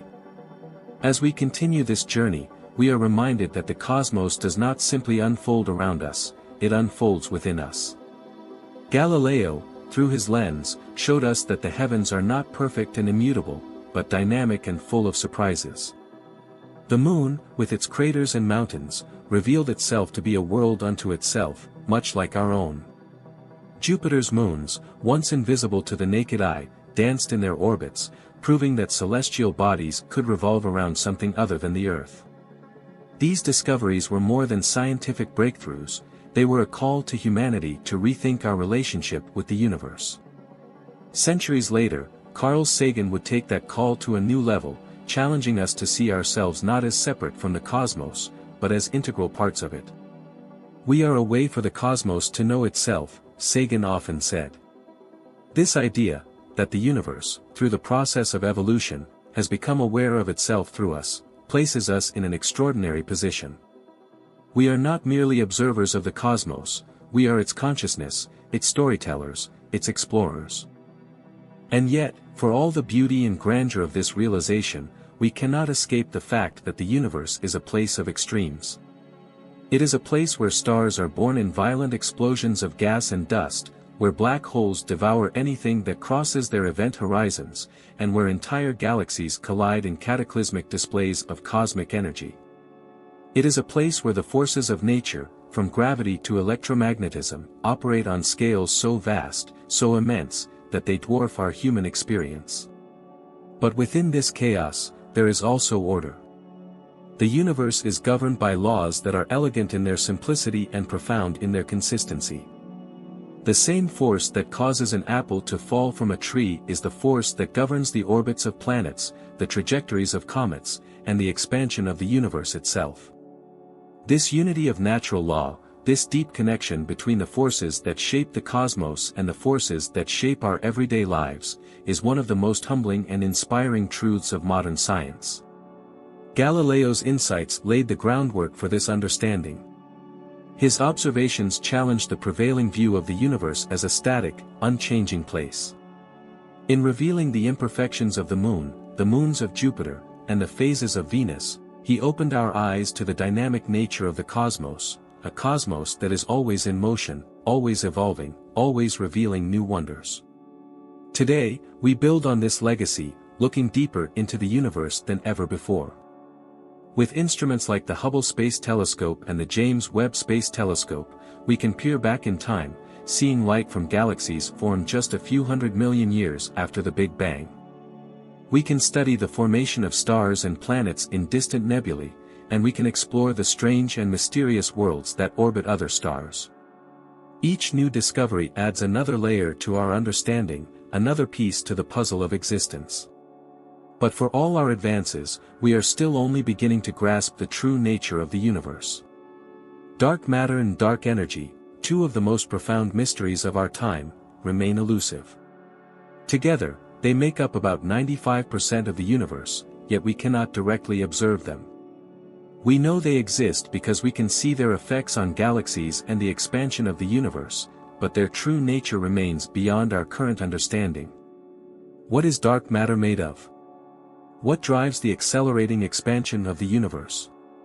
These are questions that challenge the very foundations of our knowledge and remind us that the universe is far stranger and more complex than we can imagine.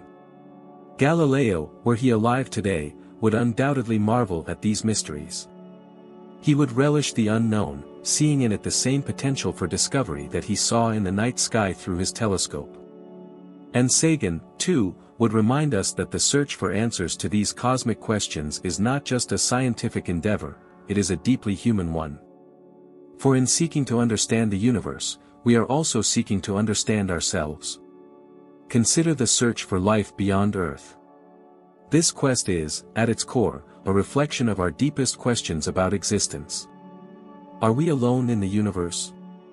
Is life a rare and fragile phenomenon, confined to a single planet in a single solar system? Or is it common, spread across the stars like grains of sand on a beach? These are questions that transcend science, they touch on the very nature of who we are and what it means to be alive. The discovery of even the most basic form of life, microbial life on Mars, for example, would be one of the most profound moments in human history. It would confirm that life is not a singular anomaly, but a natural consequence of the universe's unfolding. It would force us to reconsider our place in the cosmos, to see ourselves not as isolated beings on a lonely planet, but as part of a larger cosmic community. And if we were to discover intelligent life, if we were to make contact with a civilization that has been observing the universe as long as we have, or perhaps even longer, it would fundamentally change the way we view ourselves and our world. It would challenge our assumptions about intelligence, consciousness, and what it means to be human. Yet even if we never find life beyond Earth, the search itself has value. It teaches us about the fragility of life, the conditions that make life possible, and the delicate balance that sustains it. In exploring other worlds, we learn more about our own, and in seeking to understand the cosmos, we deepen our understanding of ourselves. This is perhaps the most profound legacy of Galileo and Sagan. They showed us that the universe is not something to be feared or avoided, but something to be embraced. They taught us that curiosity is the driving force behind all human progress, and that the search for knowledge is a noble and necessary endeavor. They reminded us that while we may be small in the grand scheme of things, we are capable of great things. The universe is vast, and our time in it is brief. But within that brief time, we have the power to explore, to discover, and to create meaning. We are, in a very real sense, the universe becoming aware of itself. And as we continue to ask questions, to seek answers, and to look up at the stars with wonder, we carry forward the legacy of those who came before us. For in the end, the universe is not just a place we observe, it is a place we belong. It is the story of all things, of galaxies and stars, of planets and moons, of life and consciousness. And we, with our telescopes and our spacecraft, our questions and our dreams, are part of that story. As long as we continue to explore, to ask, and to wonder, we will remain part of the grand cosmic journey, a journey that began billions of years ago with the birth of the stars and will continue long after we are gone, stretching across the vastness of space and time, ever unfolding, ever revealing new wonders. As we continue this cosmic journey, we come to understand that the universe is not only a vast expanse of space and time but also a deep reservoir of possibilities that challenge our perceptions of existence, of life, and of consciousness. Galileo, with his simple telescope, was one of the first to lift the veil on the heavens, showing us that the cosmos is far more intricate and wondrous than our limited senses can perceive. He revealed a universe that obeys laws that we, as human beings, have the unique ability to comprehend. Today, with instruments far more powerful than Galileo could have ever imagined, we peer deeper into the universe, probing its mysteries and continuing the search for answers to questions that have puzzled humanity for millennia. Among the most profound of these questions is the search for extraterrestrial life. We know that the building blocks of life, organic molecules, are common throughout the universe. We have detected them in comets, in the atmospheres of distant planets, and in the cold, dark clouds of interstellar space. But the question remains, is life, as we know it, a rare and precious phenomenon, or is it one of the universe's many expressions of its own potential? As we send probes to Mars, as we study the icy moons of Jupiter and Saturn, and as we explore exoplanets orbiting distant stars, we are driven by this question. It is a question that transcends science, it touches the core of our human identity. Are we alone in this vast cosmic sea, or are we part of a larger, interconnected web of life that spans the stars? If we were to find life beyond Earth, whether in the form of simple microbes beneath the surface of Mars or more complex organisms swimming in the hidden oceans of Europa or Enceladus, it would represent one of the most significant discoveries in the history of humanity. It would tell us that life is not confined to the narrow conditions of our own planet, but that it is, perhaps, a fundamental feature of the universe, a phenomenon that arises wherever the conditions are right. But what if life is more than just a biological process? What if the universe is filled with not only life, but with intelligence, civilizations that, like us, have looked to the stars and wondered about their place in the cosmos? The possibility of intelligent extraterrestrial life is one that has fascinated thinkers for centuries. From Galileo's time to our own, we have wondered whether we might one day communicate with beings from distant worlds, beings who have evolved under different stars, with different cultures, different technologies, and different ways of understanding the universe. And yet, for all our searching, we have not yet found evidence of intelligent life beyond Earth. This is the heart of the Fermi paradox. In a universe so vast, with billions of stars and even more planets, where is everyone? If intelligent life is common, why have we not yet encountered it? There are many possible answers to this paradox. One possibility is that intelligent civilizations are exceedingly rare, that the conditions necessary for life to evolve to the level of complexity required for intelligence are so specific, so fragile, that they occur only rarely, even in a universe as vast as ours. Another possibility is that intelligent civilizations, once they arise, do not last long. They may destroy themselves through war, environmental collapse, or technological catastrophe before they ever have the chance to reach out to the stars. Yet another possibility is that intelligent civilizations are out there, but they are simply too far away for us to detect. The distances between stars are immense, and even the most powerful signals we could send would take years, centuries, or even millennia to reach another civilization. By the time our signals arrived, the civilization that received them might already be gone, or they might exist in a form so different from us that we would not recognize their communication as such. It is also possible that intelligent civilizations are intentionally avoiding us. Perhaps they have learned to remain silent, understanding that broadcasting their presence to the cosmos could be dangerous, attracting the attention of hostile forces. Or perhaps they are waiting for us to reach a certain level of development before making contact, ensuring that we are ready for the profound shift in perspective that such a discovery would bring.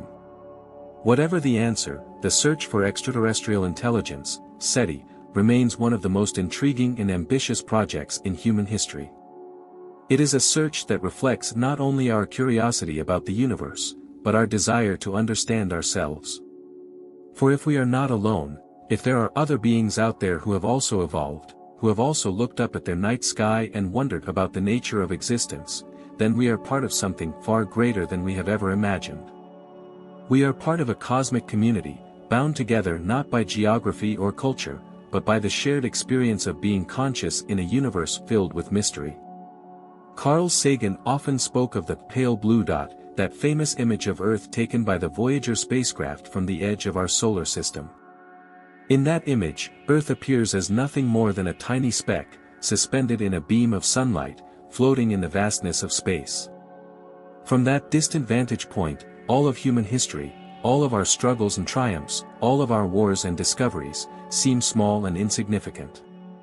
And yet, in that smallness, there is also a profound sense of significance. For in the vastness of the universe, we are one of the few places, perhaps the only place, where the universe has become conscious of itself. This consciousness, this ability to reflect on the cosmos and our place within it, is what sets us apart. It is what gives meaning to our search for extraterrestrial life, for in seeking others, we are also seeking to understand ourselves. We are asking whether the story of life on Earth is unique, or whether it is part of a much larger, much grander narrative that spans the stars. And even if we never find other intelligent beings, the search itself will have taught us something valuable. It will have taught us about the nature of life, the conditions that make life possible, and the fragility of the ecosystems that sustain it. It will have reminded us that we are custodians of a rare and precious world, one that teems with life in a universe that, as far as we know, is mostly silent and lifeless. But the silence of the universe does not diminish its beauty. In fact, it enhances it. For in that silence, we find room for wonder, for contemplation, for the deep, abiding sense of mystery that has driven explorers and thinkers from Galileo's time to our own. The universe, with all its stars and galaxies, its nebulae and black holes, is not just a place we inhabit, it is a place that invites us to explore, to question, and to dream.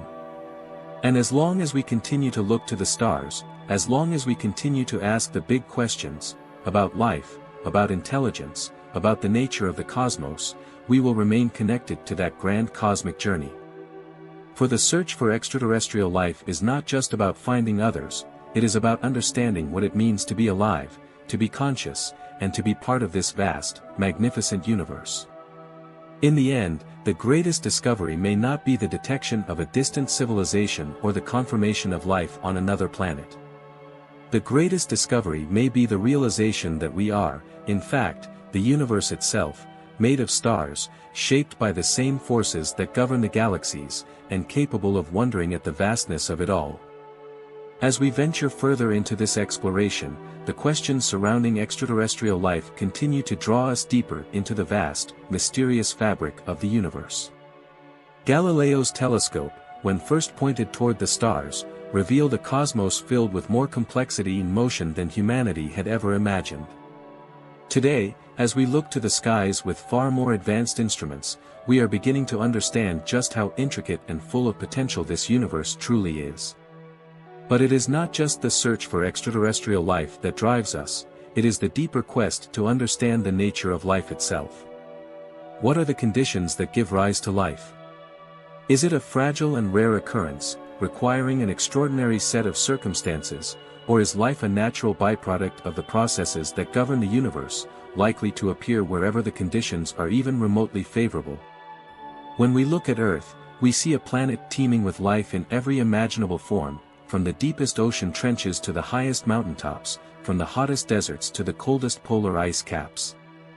Life, it seems, is remarkably adaptable, able to thrive in extreme environments that were once thought to be completely inhospitable. This discovery, that life can exist in such a wide range of conditions, has transformed the way we think about the potential for life elsewhere in the cosmos. If life can survive and even flourish in the extreme environments of Earth, around hydrothermal vents on the ocean floor, in the acidic pools of Yellowstone, or within the icy crusts of Antarctica, then perhaps it can exist in the similarly extreme environments of other planets and moons. Europa, one of Jupiter's moons, is covered in a thick layer of ice, but beneath that ice is believed to be a vast ocean of liquid water. Enceladus, a moon of Saturn, also harbors subsurface oceans, from which geysers of water vapor erupt through cracks in the ice. These moons, with their hidden oceans, represent some of the most promising places in our solar system where life might exist, not as we know it on the surface of Earth, but in deep, dark environments similar to the hydrothermal vents where life thrives at the bottom of our oceans. But it is not just the icy moons of our solar system that intrigue us. Mars, with its dry, barren landscape, may have once been a much more hospitable world. Evidence suggests that ancient Mars had liquid water flowing across its surface, filling rivers, lakes, and perhaps even oceans. Could life have once existed on Mars, when its climate was more temperate? And if so, could some form of life still be clinging to existence beneath the surface, in underground reservoirs of water? These are questions that drive the missions to Mars today, with rovers like Perseverance scouring the planet for signs of ancient life, and future missions aiming to bring samples back to Earth for closer study. Yet, for all the excitement about life within our own solar system, the real frontier of the search for life lies beyond, among the stars. The discovery of exoplanets, planets orbiting other stars, has opened up a whole new realm of possibility. We now know that planets are not rare, they are ubiquitous. Almost every star we observe has planets orbiting it, and some of these planets are located in what we call the habitable zone, the region around a star where conditions might be just right for liquid water to exist on a planet's surface. This discovery has revolutionized our understanding of the cosmos, suggesting that there may be countless worlds where life could potentially arise. And yet, for all our discoveries, the universe remains silent. Despite decades of searching, we have not yet detected any signals from intelligent civilizations. This brings us back to the Fermi paradox: if the universe is filled with potentially habitable planets, where is everyone? Why haven't we found any evidence of extraterrestrial intelligence? One possible explanation is that intelligent life is indeed extremely rare. Perhaps the conditions required for life to evolve to the level of intelligence are far more specific than we realize. Or perhaps intelligent civilizations, once they arise, do not last long enough to make contact with others. After all, we humans have only been capable of sending signals into space for a little over a century, a mere blink of an eye in the grand timeline of the universe. Another possibility is that advanced civilizations are simply too far away. The distances between stars are so vast that even if intelligent beings are out there, communicating with them would be a slow and difficult process, requiring patience and technology far beyond what we currently possess. It is also possible that intelligent civilizations use forms of communication that we do not yet understand, or that they exist in ways that are so fundamentally different from us that we are incapable of recognizing their presence. But there is another, more philosophical possibility to consider. Perhaps the reason we have not found extraterrestrial intelligence is because we are, in fact, the first. What if humanity is among the earliest civilizations to emerge in the universe?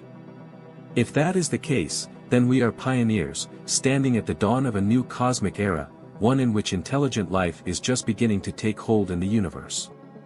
This idea is both exhilarating and humbling. It suggests that we, as a species, have a unique responsibility. We are not only explorers of the cosmos, we are its first witnesses, its first conscious observers. This possibility, that we are alone, at least for now, forces us to confront our own fragility.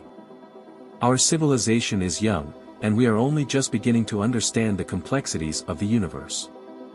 We have the ability to look out at the stars, to imagine what might exist on distant worlds, and to dream of a future in which we might one day travel to those worlds.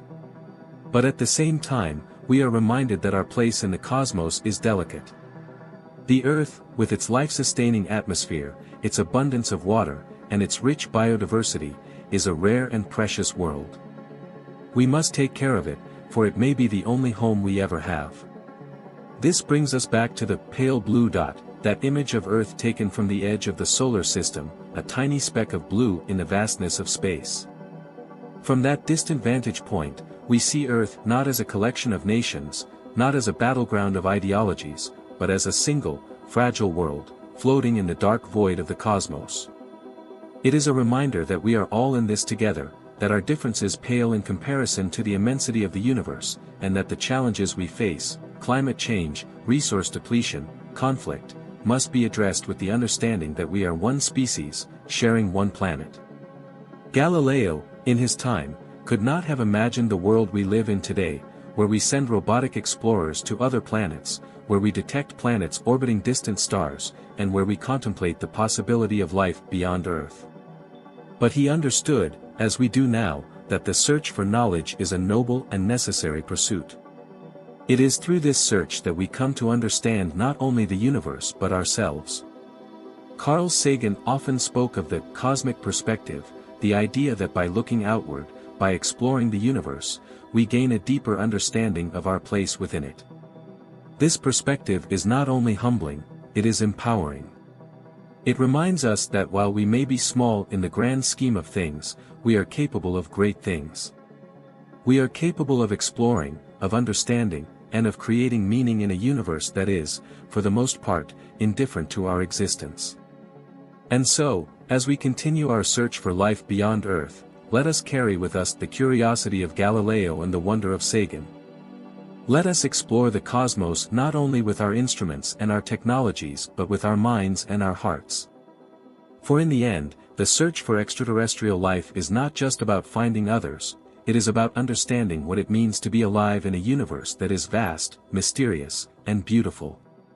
Whether or not we find life beyond Earth, the search itself is a testament to the human spirit, a spirit that seeks to understand, to explore, and to connect with the cosmos.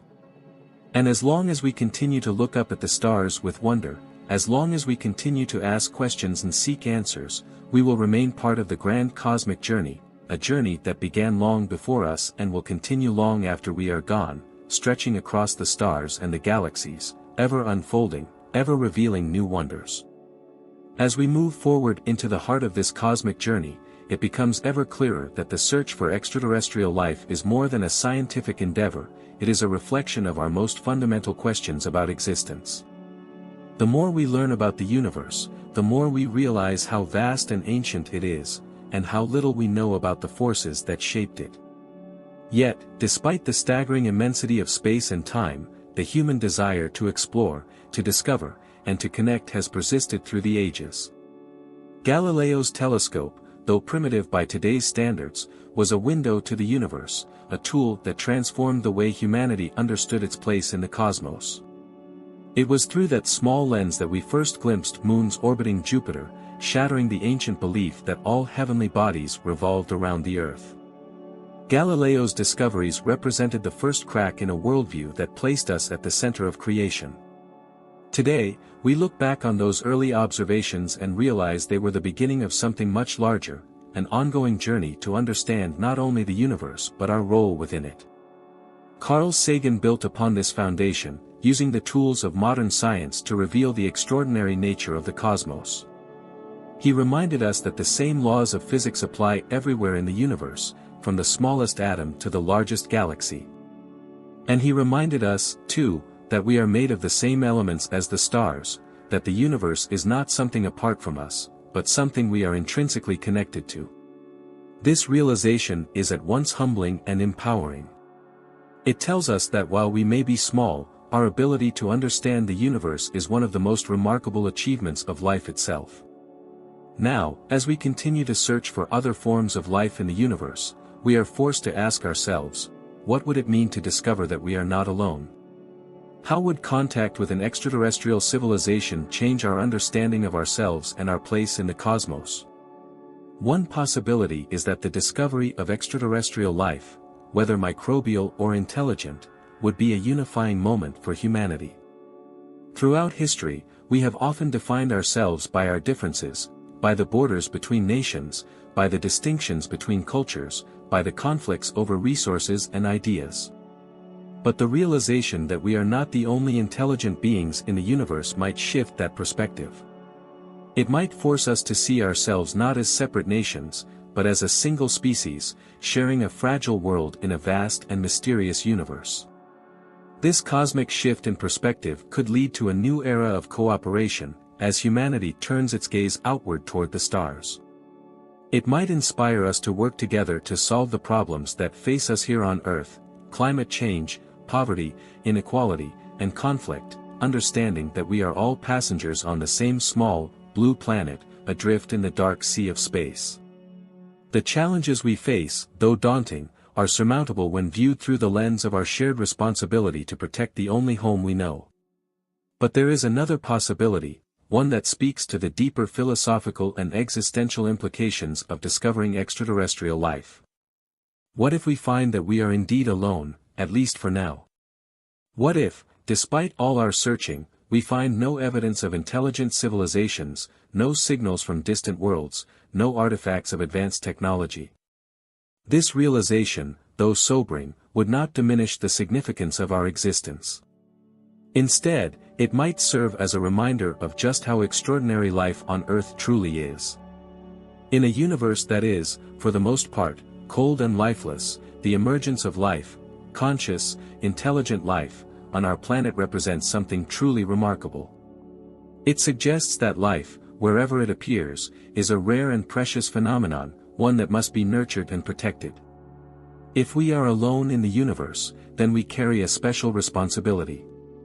We are the stewards of life, the caretakers of a world that has produced not only diverse ecosystems and complex organisms, but beings capable of reflecting on their own existence. In this sense, the search for extraterrestrial life is not just about finding others, it is about understanding what it means to be alive, to be conscious, and to be aware of our place in the grand narrative of the cosmos. There is a third possibility as well, one that stretches the imagination even further. What if the life we are searching for is so different from our own that we fail to recognize it when we find it? What if extraterrestrial intelligence exists in forms that are beyond our comprehension, in ways that defy our understanding of biology, technology, or consciousness? The universe, after all, is full of surprises, and life, as we know it, may be just one of many possible expressions of the laws of nature. This idea, that life and intelligence could exist in forms we cannot yet imagine, forces us to expand our definition of what it means to be alive or intelligent. Could life exist as pure energy, as patterns of information encoded in the fabric of space-time itself? Could intelligent beings communicate through means that do not rely on language or signals, but through the manipulation of physical forces or even quantum phenomena? These possibilities, though speculative, remind us that the universe is far more complex and mysterious than we can currently comprehend. Whether we find life that is similar to us, vastly different, or discover that we are alone, the journey itself holds profound meaning. The search for life beyond Earth is not just about answering scientific questions, it is about confronting the deepest questions of existence. Who are we? Why are we here? What is the purpose of life in a universe that is so vast and seemingly indifferent to our presence? These are questions that transcend science. They are questions that touch on philosophy, ethics, and spirituality. They force us to consider the nature of consciousness, the meaning of life, and the responsibilities we have as the only known intelligent beings in the cosmos. If we are to find other intelligent beings, or if we are to discover that we are alone, one thing remains clear: the universe, in all its complexity and beauty, is a place of infinite possibility. It is a place where stars are born and die, where galaxies collide and merge, where black holes warp the very fabric of space and time. It is a place where life, in all its diversity and fragility, can emerge, evolve, and thrive. And it is a place where, on at least one small planet, beings have arisen who can contemplate their own existence, who can ask questions about the nature of reality, and who can seek to understand the cosmos in which they live. Galileo and Sagan, in their time, were driven by the same desire, to understand the universe, to explore its mysteries, and to share the wonder of discovery with others. They saw science not just as a method for acquiring knowledge, but as a way of connecting with the cosmos, of finding meaning in the vastness of space and time. Today, as we continue their legacy, we are reminded that the search for life, the search for knowledge, and the search for meaning are all part of the same grand journey, a journey that began when humanity first looked up at the stars and wondered. The universe, in all its magnificence, invites us to keep exploring, to keep asking questions, and to keep seeking answers. Whether we find life beyond Earth or not, the search itself is a testament to the human spirit, a spirit of curiosity, of wonder, and of the desire to understand our place in the cosmos. And as long as we continue to look to the stars, as long as we continue to seek out the mysteries of the universe, we will remain connected to that grand cosmic narrative, a narrative that stretches across time and space, across the stars and galaxies, ever unfolding, ever revealing new wonders. As we continue to explore the profound possibilities of our relationship with the universe, the search for extraterrestrial life becomes not just a scientific endeavor but a deeply philosophical and ethical question. What if we do make contact with an intelligent civilization? What would that mean for us as a species? And what responsibilities would we carry as representatives of Earth, stepping into a cosmic dialogue that has the potential to reshape everything we know. First, let us imagine the moment of contact, the day when, perhaps, a signal is received from a distant star, carrying with it unmistakable evidence of intelligent life. Such a discovery would be one of the most transformative moments in human history. It would force us to confront the reality that we are not alone, that life has evolved elsewhere in the universe, and that intelligent beings, different from ourselves yet capable of thought and communication, have arisen on distant worlds. The immediate reaction to such a discovery would be a mixture of awe, fear, and excitement. Awe, because we would be witnessing something truly extraordinary, confirmation that the cosmos is home to more than just the human race. Fear, because the unknown always carries with it a sense of danger. What kind of civilization is reaching out to us? What are their intentions? Do they seek peaceful exchange, or do they view us as insignificant or even hostile? And excitement, because this discovery would open up a new chapter in the story of humanity, a chapter in which we are no longer just citizens of Earth, but participants in a larger, interstellar community. But beyond these initial emotions, the discovery of intelligent extraterrestrial life would raise profound ethical questions. How do we engage with a civilization that may have developed in ways entirely different from our own? What kind of dialogue can we have with beings whose cultures, technologies, and philosophies may be far beyond our comprehension? And how do we ensure that this contact does not lead to unintended harm, either to ourselves or to the civilization we encounter? One of the first challenges we would face is the issue of communication.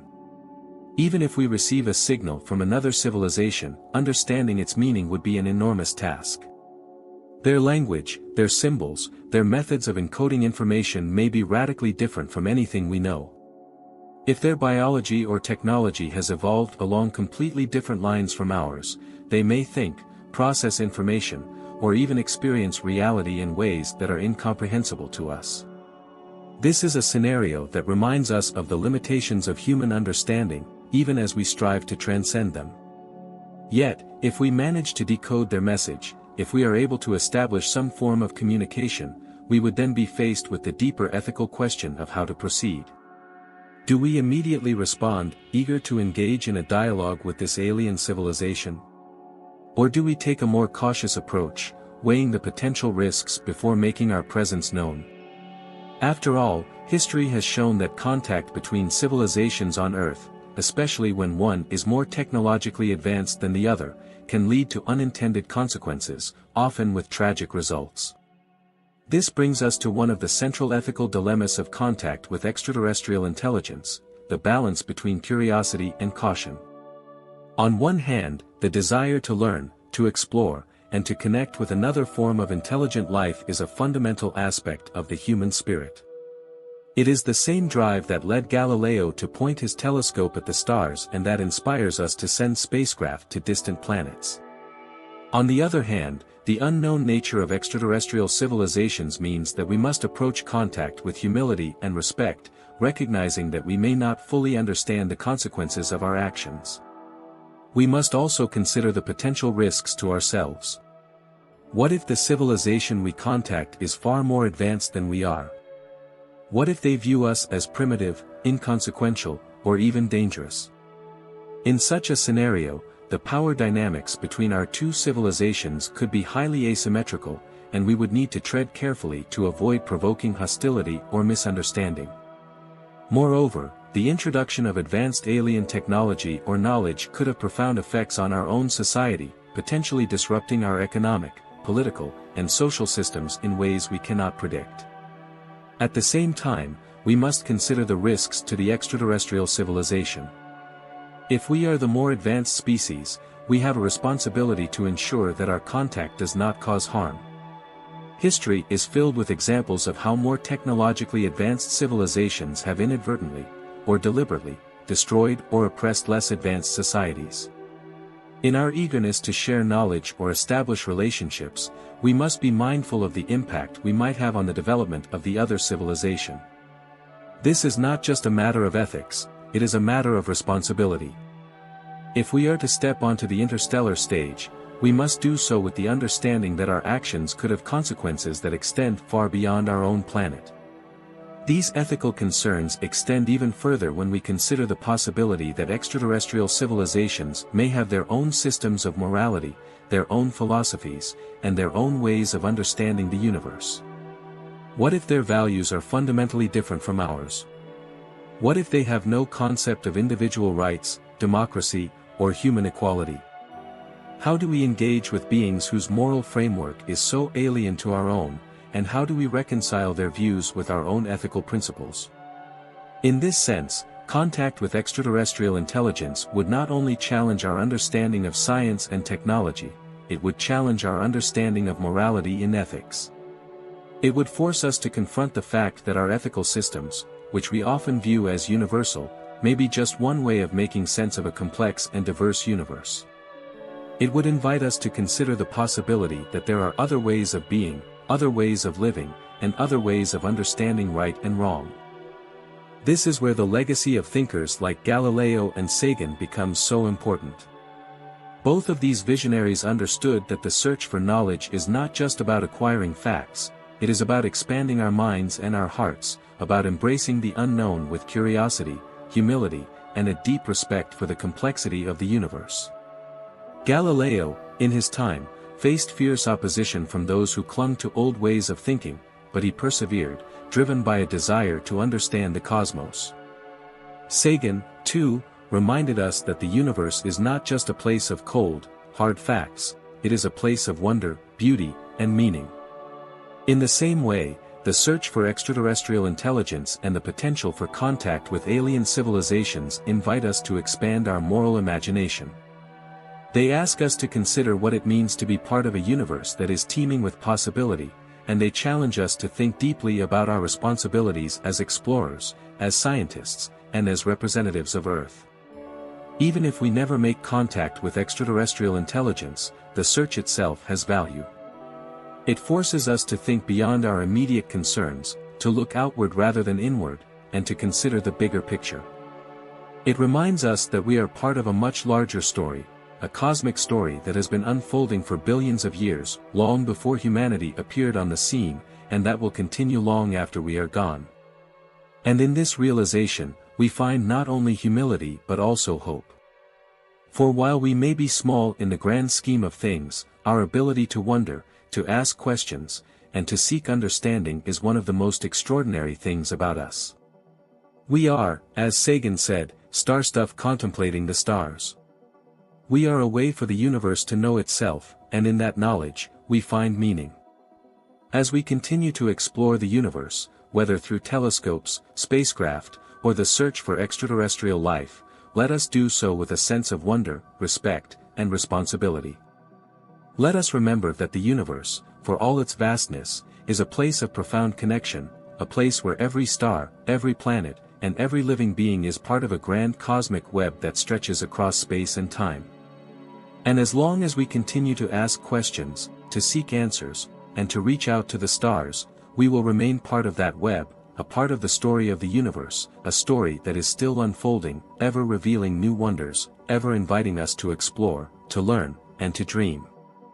As we push deeper into this exploration of our place in the universe and the ethical questions surrounding potential contact with extraterrestrial intelligence, we must also consider the long-term future of humanity. What lies ahead for us as a species, both here on Earth and beyond? How will our relationship with the cosmos shape our future, and how will our understanding of the universe influence the decisions we make as we move toward becoming a spacefaring civilization? Humanity stands at a pivotal moment in its history. For most of our existence, we have been confined to the surface of our planet, gazing up at the stars with curiosity and wonder but lacking the means to reach them. Now, for the first time, we have the technological capability to send spacecraft beyond Earth, to explore other planets, and perhaps one day to establish human colonies on worlds beyond our own. This represents not just a technological achievement, but a profound shift in how we think about our place in the universe. The idea of becoming a multiplanetary species, of expanding human civilization beyond the Earth, is both thrilling and daunting. It is thrilling because it opens up new horizons for exploration, discovery, and growth. The possibilities are endless. We could build colonies on Mars, mine asteroids for resources, travel to the outer reaches of our solar system, and perhaps even venture to other stars. These are dreams that have fueled the imaginations of scientists, writers, and visionaries for generations. But it is also daunting because it forces us to confront some of the most difficult ethical questions we have ever faced. What responsibilities do we carry as we expand beyond Earth? How do we ensure that we do not repeat the mistakes of our past, colonization, exploitation, environmental destruction, as we move into the cosmos? And what kind of future do we want to create as we take our first steps into the universe? One of the first challenges we will face as we move beyond Earth is how to treat other planets and celestial bodies. Should we view them as resources to be exploited, or as places to be protected and preserved? Mars, for example, is a world that has long captivated the human imagination. It is the most Earth-like planet in our solar system, with polar ice caps, seasons, and evidence that it once had flowing water on its surface. Many scientists believe that Mars could one day be terraformed, transformed into a habitable world for humans, with an atmosphere and climate similar to Earth's. This would allow us to establish permanent colonies on the planet, creating a second home for humanity. But the idea of terraforming Mars raises profound ethical questions. If we have the ability to transform a planet, do we have the right to do so? What if Mars harbors microbial life, deep beneath its surface or in its polar ice caps? Even the discovery of the most primitive forms of life would change the ethical calculus. Do we have the right to alter an environment that might support life, even if that life is very different from our own? Or should we prioritize the preservation of Mars in its natural state, allowing it to remain untouched by human hands? These questions become even more complex when we consider the possibility of finding more advanced forms of life on other worlds. If we discover an extraterrestrial civilization, how do we engage with them in a way that respects their autonomy, their culture, and their rights? How do we ensure that our contact does not cause harm either to them or to us? These are questions that we must grapple with now, as we stand on the brink of becoming a spacefaring species. Beyond the ethical considerations of planetary exploration and contact with extraterrestrial life, we must also think about the kind of society we want to create as we move into space. Space exploration, by its very nature, requires global cooperation. No single nation can shoulder the burden of space exploration alone. It is too vast, too expensive, and too complex. The International Space Station, for example, is a testament to what can be achieved when nations come together to work toward a common goal. It represents a model for future space exploration, one in which humanity collaborates as a species, rather than competing as individual nations. As we expand into space, we must carry this spirit of cooperation with us. The challenges we face, whether they be the logistical difficulties of establishing colonies on other planets, the ethical dilemmas of planetary protection, or the potential risks of encountering extraterrestrial civilizations, are too great for any one nation to solve alone. We must come together as a global community, united by our shared desire to explore, to discover, and to learn. But space exploration also forces us to confront the inequalities and injustices that exist here on Earth. As we invest resources in space exploration, we must ask ourselves, how do we ensure that the benefits of space are shared by all of humanity, rather than by a select few? How do we avoid creating new forms of inequality, where only the wealthy and powerful have access to the opportunities that space offers, while others are left behind? These questions are not just hypothetical, they are already being raised as private companies like SpaceX, Blue Origin, and others begin to take the lead in space exploration. While these companies have made remarkable strides in advancing space technology, there is a growing concern that the commercialization of space could lead to a future in which space becomes the domain of a few powerful corporations, rather than a shared resource for all of humanity. To address these concerns, we must think carefully about the legal and ethical frameworks that will govern space exploration. The Outer Space Treaty, signed in 1967, established some basic principles for the exploration and use of space, including the idea that space should be used for peaceful purposes and that no nation can claim sovereignty over a celestial body. But as we move into an era where private companies play a major role in space exploration, we may need to update or expand these frameworks to ensure that space remains a global commons, accessible to all. We must also consider the environmental impact of space exploration. Just as we have learned to recognize the importance of environmental stewardship here on Earth, we must apply those same principles to space. Space is not a limitless frontier, it is a delicate and fragile environment. The growing problem of space debris, for example, threatens not only future space missions but also the sustainability of space exploration itself. As we launch more satellites, spacecraft, and missions into space, we must ensure that we do so in a way that minimizes harm to the space environment. As we contemplate the future of humanity in space, we are reminded of the cosmic perspective, a perspective that Galileo helped to usher in with his telescope and that Carl Sagan articulated so beautifully. This perspective reminds us that we are not the center of the universe, but a part of it. We are one species, on one planet, in a vast and ancient cosmos. And as we look to the stars, we must remember that our actions have consequences, not only for ourselves but for the universe we inhabit. In this sense, the future of humanity in space is not just about technology or exploration, it is about responsibility. It is about how we choose to engage with the universe, how we choose to treat the planets, moons, and ecosystems we encounter, and how we choose to share the benefits of space exploration with all of humanity. It is about creating a future that is not only prosperous but just, not only innovative but ethical. As we continue our journey into the cosmos, let us carry with us the spirit of Galileo and Sagan, a spirit of curiosity, wonder, and humility. Let us explore the universe not as conquerors, but as stewards, recognizing that we are part of a larger whole. And let us ensure that, as we reach for the stars, we do so with a sense of responsibility, of care, and of respect for the universe that has given us the gift of life. For in the end, the universe is not just a place we explore, it is a place we belong.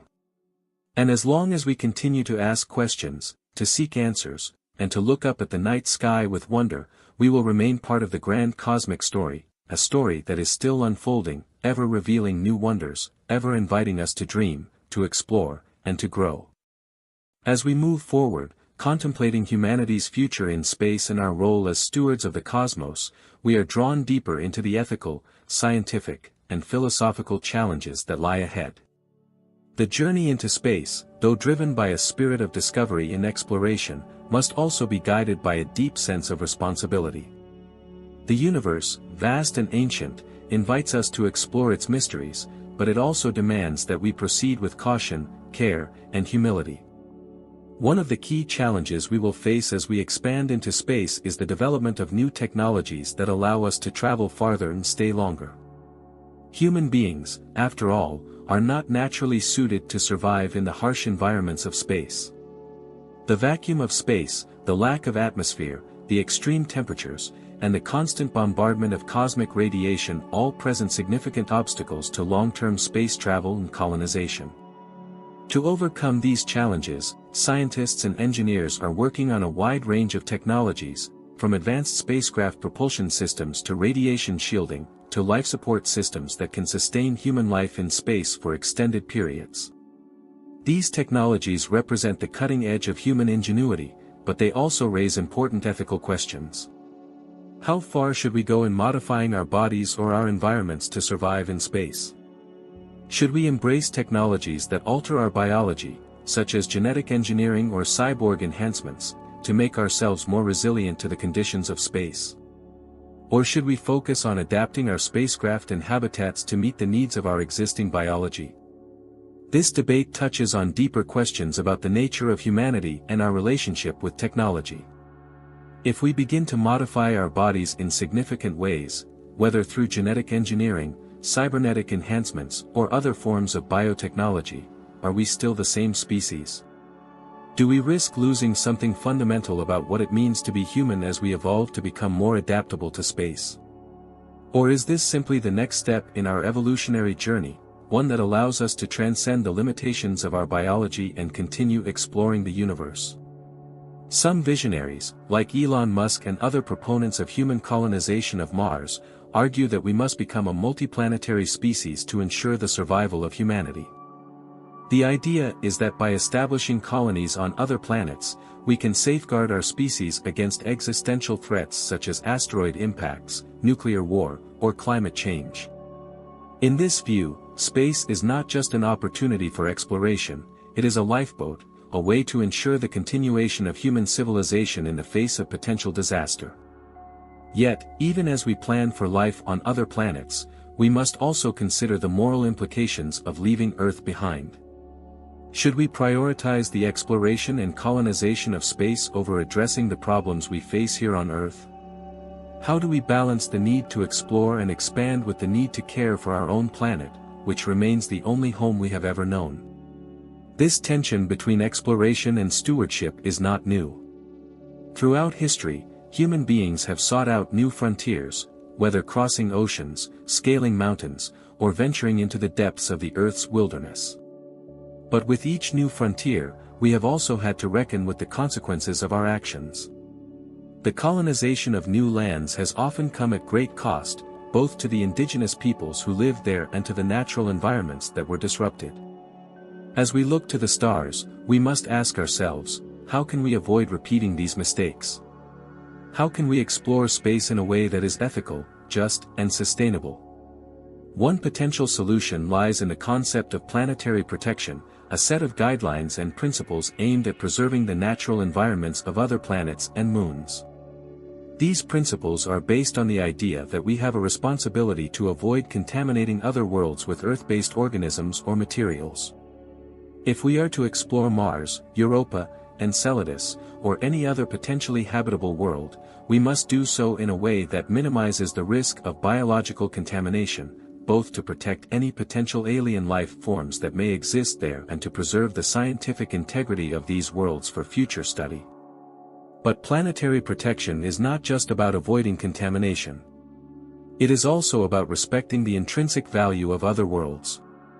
Even if we do not find life on Mars or other planets, these places still have value, cultural, scientific, and perhaps even spiritual. They are part of the natural heritage of the universe, and we have a responsibility to preserve them for future generations, just as we have a responsibility to preserve the natural wonders of Earth.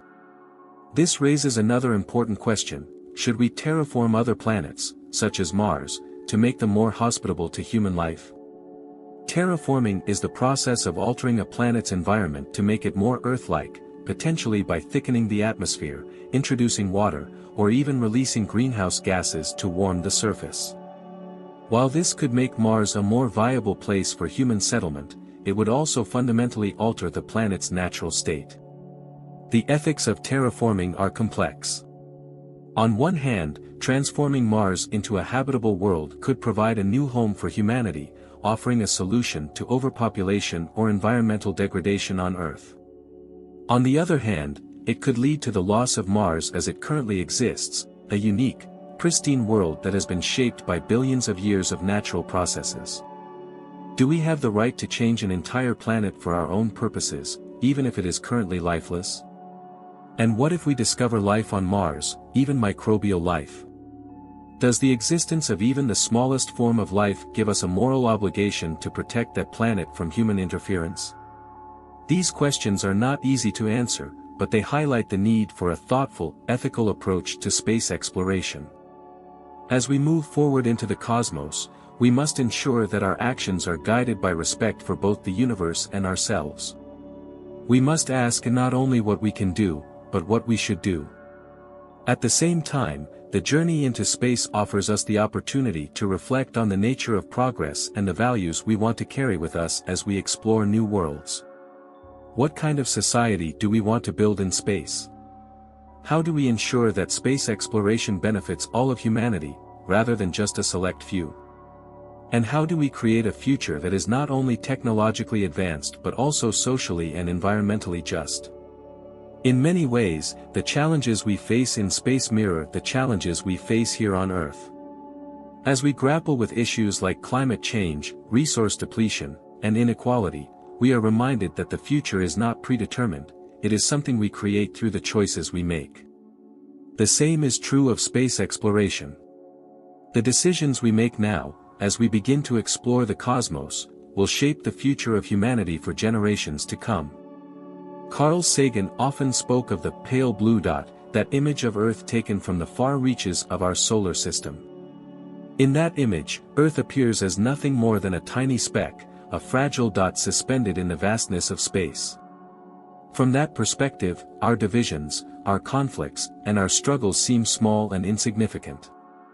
And yet, that pale blue dot is the only home we have ever known. It is the cradle of life, the place where humanity has evolved, and the only world that sustains us. As we look to the stars, we must remember the lessons of the pale blue dot.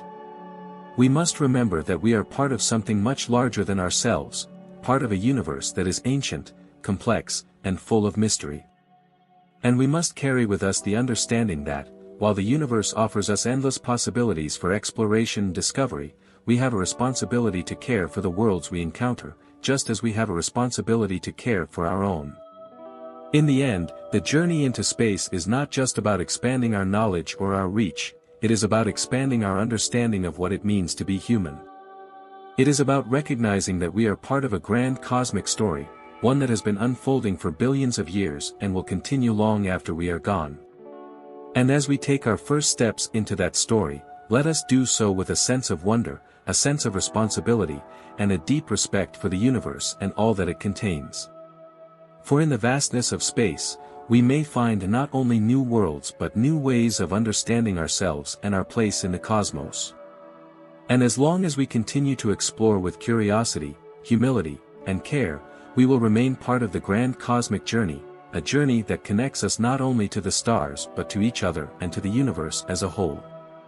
As we delve further into the philosophical and ethical dimensions of humanity's future in space, it becomes increasingly clear that our journey to the stars is not only a technological adventure but also a profound moral and existential challenge. The choices we make now, at this critical juncture, will shape the legacy we leave behind, not only on Earth but throughout the cosmos. How we choose to explore space, how we interact with new environments, and how we handle the discovery of extraterrestrial life, if it happens, will define us as a species. One of the most significant aspects of space exploration is the opportunity it offers to redefine what it means to be human. For thousands of years, humanity's story has been tied to Earth, to the cycles of nature, the seasons, the limits of geography, and the forces of biology that govern our lives. But as we step into the realm of space, those limitations begin to dissolve. Space, with its vastness, its lack of gravity, its infinite horizons, challenges our most basic assumptions about existence. Consider the possibility of long-term human settlements on other planets, such as Mars. What would life be like for the first generation of Martian colonists, and how would their experience differ from life on Earth? Mars is a world unlike any we have ever lived on. Its gravity is only about one-third that of Earth, its atmosphere is thin and unbreathable, and its surface is bombarded by radiation from space. In such an environment, humans would need to rely on advanced technology to survive, artificial habitats, life support systems, and protective suits. But beyond the practical challenges, there is a deeper question: how would living on Mars change us? Would we still see ourselves as Earthlings, or would we begin to develop a new identity, one tied to our new home? Over time, might Martian colonists evolve into a distinct society, with its own culture, values, and ways of thinking? And what of the physical changes that might occur? The lower gravity on Mars could lead to changes in human physiology over generations, longer limbs, weaker muscles, and potentially even changes in the way we age. These changes, both cultural and biological, would mark the beginning of a new chapter in human evolution, one that extends beyond the boundaries of Earth. In a broader sense, living on other worlds might force us to reconsider what it means to belong to a planet. For all of human history, we have been tied to the rhythms of Earth, the rising and setting of the sun, the changing seasons, the cycles of day and night. But on Mars, those rhythms are different. A Martian day, or sol, is slightly longer than an Earth day, 24 hours and 39 minutes. A Martian year is nearly twice as long as an Earth year, and the planet's distance from the sun means that sunlight is weaker, its warmth more distant. What would it mean to live in a place where time itself is different, where the sky is not blue but a pale pinkish hue, where the stars seem farther away? These questions force us to confront the fluidity of human identity. We have always thought of ourselves as beings of Earth, shaped by its environments, its ecosystems, its gravity. But as we move into space, we are no longer bound by those conditions.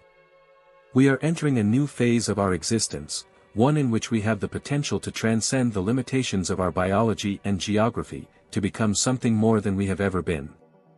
But this potential also brings with it ethical responsibilities. As we explore new worlds, we must be mindful of the impact we have, both on the environments we encounter and on ourselves.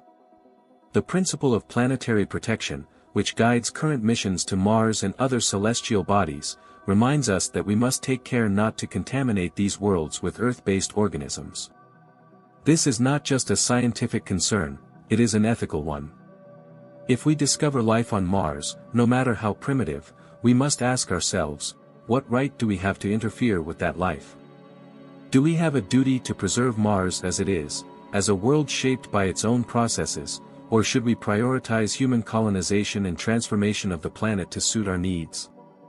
These are not easy questions, and they require us to think deeply about the value of life in all its forms, as well as the role we wish to play in the universe. We often think of ourselves as explorers, driven by a desire to understand and to expand our horizons. But we are also caretakers, responsible for the worlds we encounter and the life forms that may exist there. The ethical questions surrounding planetary protection extend beyond Mars. As we explore moons like Europa and Enceladus, which are believed to have subsurface oceans that could potentially harbor life, we must grapple with the same dilemma. Should we drill through the ice of these moons to explore their oceans, risking contamination, or should we leave these environments untouched, preserving them for future generations of scientists to study? How do we balance the desire for discovery with the responsibility to protect? These questions also lead us to reflect on our role as a species. Are we conquerors, expanding into new frontiers with the intent to reshape them in our image? Or are we stewards, recognizing the value of the cosmos as it is, and striving to preserve its natural beauty and integrity? The answer to these questions will shape the future of space exploration and determine the kind of legacy we leave for future generations. In many ways, the ethical dilemmas we face in space are an extension of the challenges we face on Earth. The same questions about environmental stewardship, the protection of ecosystems, and the rights of indigenous peoples apply to our exploration of other planets. Just as we must consider the impact of deforestation, climate change, and pollution on Earth, we must consider the potential consequences of our actions in space. The choices we make now, as we begin to expand beyond our home planet, will set the tone for the future of humanity in the cosmos. At the same time, space exploration offers us the opportunity to develop new ways of thinking about our relationship with the universe. The discovery of life on another world, whether microbial or intelligent, would force us to confront our place in the grand scheme of things. It would challenge our assumptions about the uniqueness of life on Earth and remind us that we are part of a much larger, much older story. If we do encounter intelligent life, the ethical challenges would become even more complex. How do we engage with a civilization that may be far more advanced than we are, or one that has developed along entirely different lines? What rights do we have in such an encounter, and what responsibilities? Should we prioritize peaceful coexistence, even if that means limiting our own expansion into space, or should we assert our own interests and pursue the colonization of new worlds, regardless of the impact on other civilizations? These questions echo the debates about colonialism and imperialism that have shaped human history. Just as the European colonization of the Americas, Africa, and Asia had profound consequences for the indigenous peoples of those continents, our exploration of space could have similarly profound consequences for any life forms we encounter. We must learn from the lessons of history and approach space exploration with humility, recognizing that we are not the only beings who may have a stake in the future of the universe. This brings us to the deeper philosophical question of what kind of future we want to create as we move into space. Will we build a future based on cooperation, sustainability, and respect for other forms of life, or will we repeat the patterns of exploitation and domination that have characterized so much of human history? The cosmos offers us a blank slate, a chance to redefine what it means to be human and to build a society that reflects our highest ideals. But it also presents us with immense challenges, and the choices we make now will determine whether we rise to meet those challenges or fall short. As we contemplate our future in space, we must remember that the universe is not just a place to explore, it is a place that invites us to reflect on who we are and who we want to become. Space exploration is a journey not only outward, but inward, into the depths of our own humanity. It forces us to confront our fears, our hopes, our ambitions, and our responsibilities. It asks us to think deeply about the meaning of life, the nature of existence, and the role we play in the grand cosmic drama. And as long as we continue to explore with curiosity, humility, and a deep sense of responsibility, we will remain part of that cosmic story, a story that stretches across time and space, across the stars and galaxies, ever unfolding, ever revealing new wonders, ever challenging us to grow, to learn, and to become more than we were before. As we continue to trace the path of our future in space, one thing becomes clear: the universe is not only a place of exploration, but a mirror that reflects back to us the deepest aspects of our nature.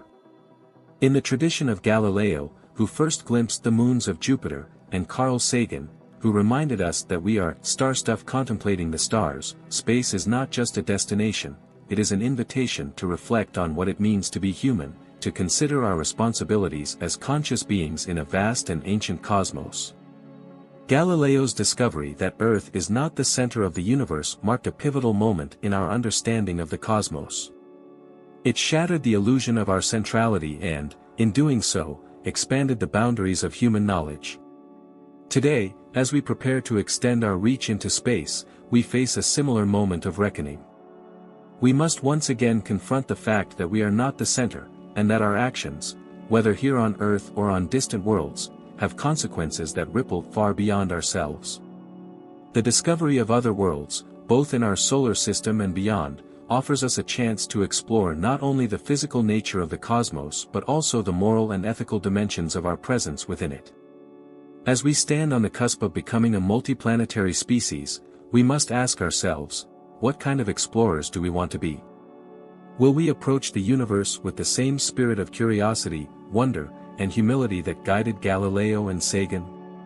Or will we repeat the mistakes of the past, seeing other worlds merely as resources to be exploited, with little regard for their intrinsic value or for the life that may exist there? One of the most profound questions we face is whether we will discover life beyond Earth.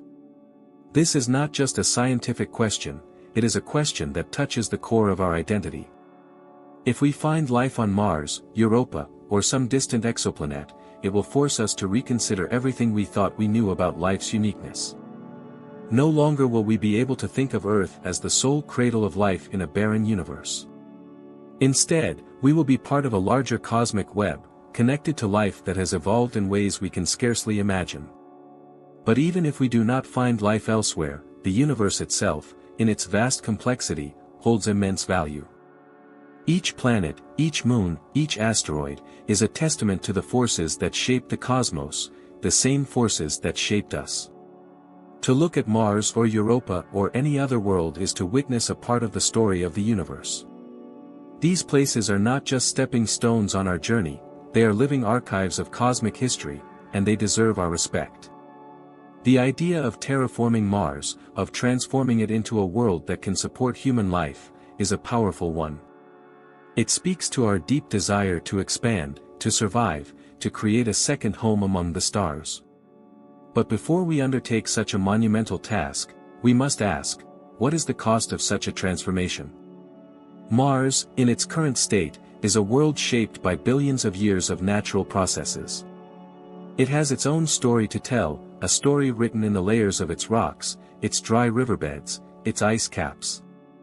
If we terraform Mars, do we risk erasing that story? And what if we find life on Mars? Even if that life is microbial, it raises profound ethical questions. Does the existence of life, no matter how simple, give Mars a claim to its own destiny, one that we must respect? Or do we have the right to change Mars to suit our own needs, even at the cost of its natural environment? These questions force us to confront the tension between our desire to explore and our responsibility to preserve. As we extend our reach into the cosmos, we must also consider the implications of contact with intelligent extraterrestrial civilizations. While the search for extraterrestrial intelligence, SETI, has yet to yield definitive results, the possibility remains that we may one day encounter beings who have evolved under different stars, in different environments, with different histories. If we do make contact, it will not only be the most significant discovery in human history, it will be a test of our ability to engage with the unknown. How do we communicate with a civilization that may be far more advanced than we are? How do we engage in a dialogue with beings whose values, cultures, and ways of thinking may be completely alien to us? And most importantly, how do we ensure that our contact does not lead to conflict, misunderstanding, or harm? Sagan often spoke of the cosmic perspective, a way of seeing ourselves not as isolated individuals or nations, but as part of a larger whole. From this perspective, we are all connected, not just to each other, but to the universe itself. The atoms in our bodies were forged in the hearts of ancient stars, and the light we see from distant galaxies has traveled across billions of years to reach us. This perspective reminds us that, for all our differences, we share a common origin and a common destiny. The cosmic perspective also challenges us to think beyond the immediate concerns of our everyday lives. It asks us to consider the long-term future of humanity, what kind of species we want to be, and what kind of legacy we want to leave behind. Will we be a species that respects the intrinsic value of other worlds, that seeks to explore with care and curiosity? Or will we be a species that imposes its will on the cosmos, without regard for the consequences? These are questions that Galileo, standing at the dawn of the scientific revolution, could never have imagined. But they are questions that we must confront as we prepare to step into the stars. For the first time in history, we have the ability to shape not only the future of our own planet but the future of other worlds as well. With that power comes responsibility. As we look to the future, we must also consider the possibility that we are, for now, alone in the universe. If that is the case, then the responsibility we carry is even greater. If life is rare, if intelligence is rarer still, then we may be the only conscious beings capable of reflecting on the nature of the cosmos. In that case, we are not just explorers, we are the universe's way of knowing itself. And with that knowledge comes the obligation to care for the universe, to protect it, and to ensure that its wonders are preserved for future generations. This is the message that both Galileo and Sagan would have imparted. Galileo, with his unyielding dedication to the pursuit of truth, and Sagan, with his boundless sense of wonder and his profound understanding of the interconnectedness of all things, would remind us that the universe is not ours to conquer, but ours to explore with humility and respect. The journey to the stars is not just a journey outward, it is a journey inward, into the depths of our own nature. It asks us to confront our fears, our hopes, our ambitions, and our responsibilities. It asks us to think deeply about the meaning of life, the nature of existence, and the role we play in the grand unfolding of the cosmos. As we continue this journey, let us carry with us the lessons of those who came before us. Let us explore the universe with curiosity, wonder, and a deep respect for the unknown.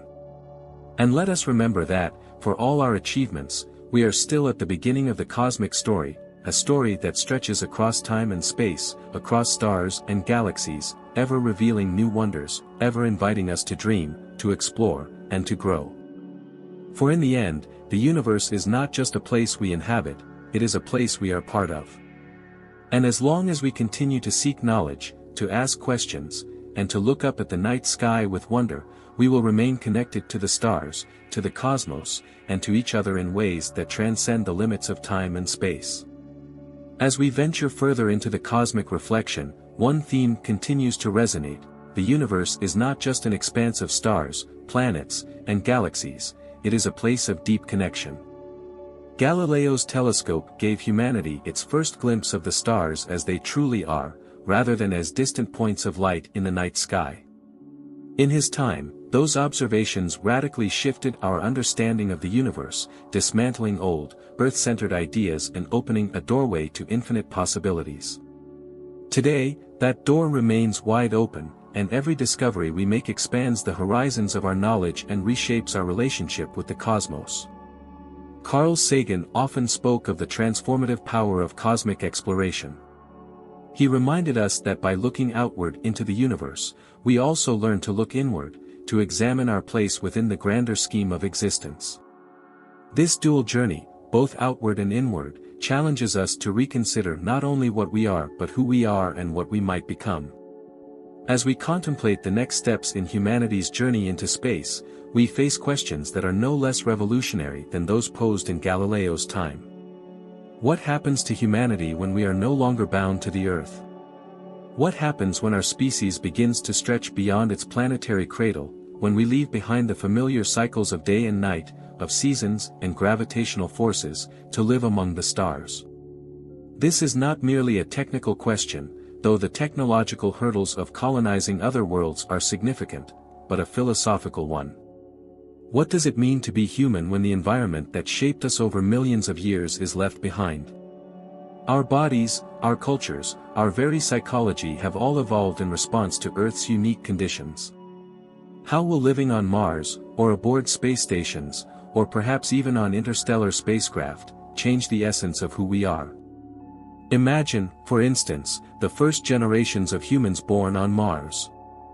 For them, Earth would not be a home but a distant, almost mythical place, a pale blue dot they have only seen in images or learned about from history.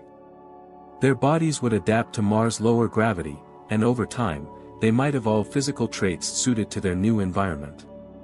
Their society would undoubtedly develop its own culture, its own ways of thinking, its own relationship to the universe. What will it mean for these Martians to look up at the stars from their red planet, knowing that they are part of a species that has begun to extend its reach across the cosmos? This brings us to the idea of human evolution beyond Earth. As we spread out into space, the environments we encounter will shape us, just as Earth has shaped life here for billions of years. But unlike the slow, gradual process of evolution that has governed life on Earth, the environments of space may prompt rapid changes, technological, biological, and cultural. We might develop advanced technologies that allow us to survive in harsh environments, or we might use genetic engineering to enhance our body's abilities to withstand radiation, adapt to low-gravity conditions, or even breathe in alien atmospheres. Such possibilities raise profound questions. Will we still be human, in the traditional sense, if we begin to alter our biology to fit other worlds? Or will we become something new, a species that transcends its terrestrial origins? And what of consciousness itself?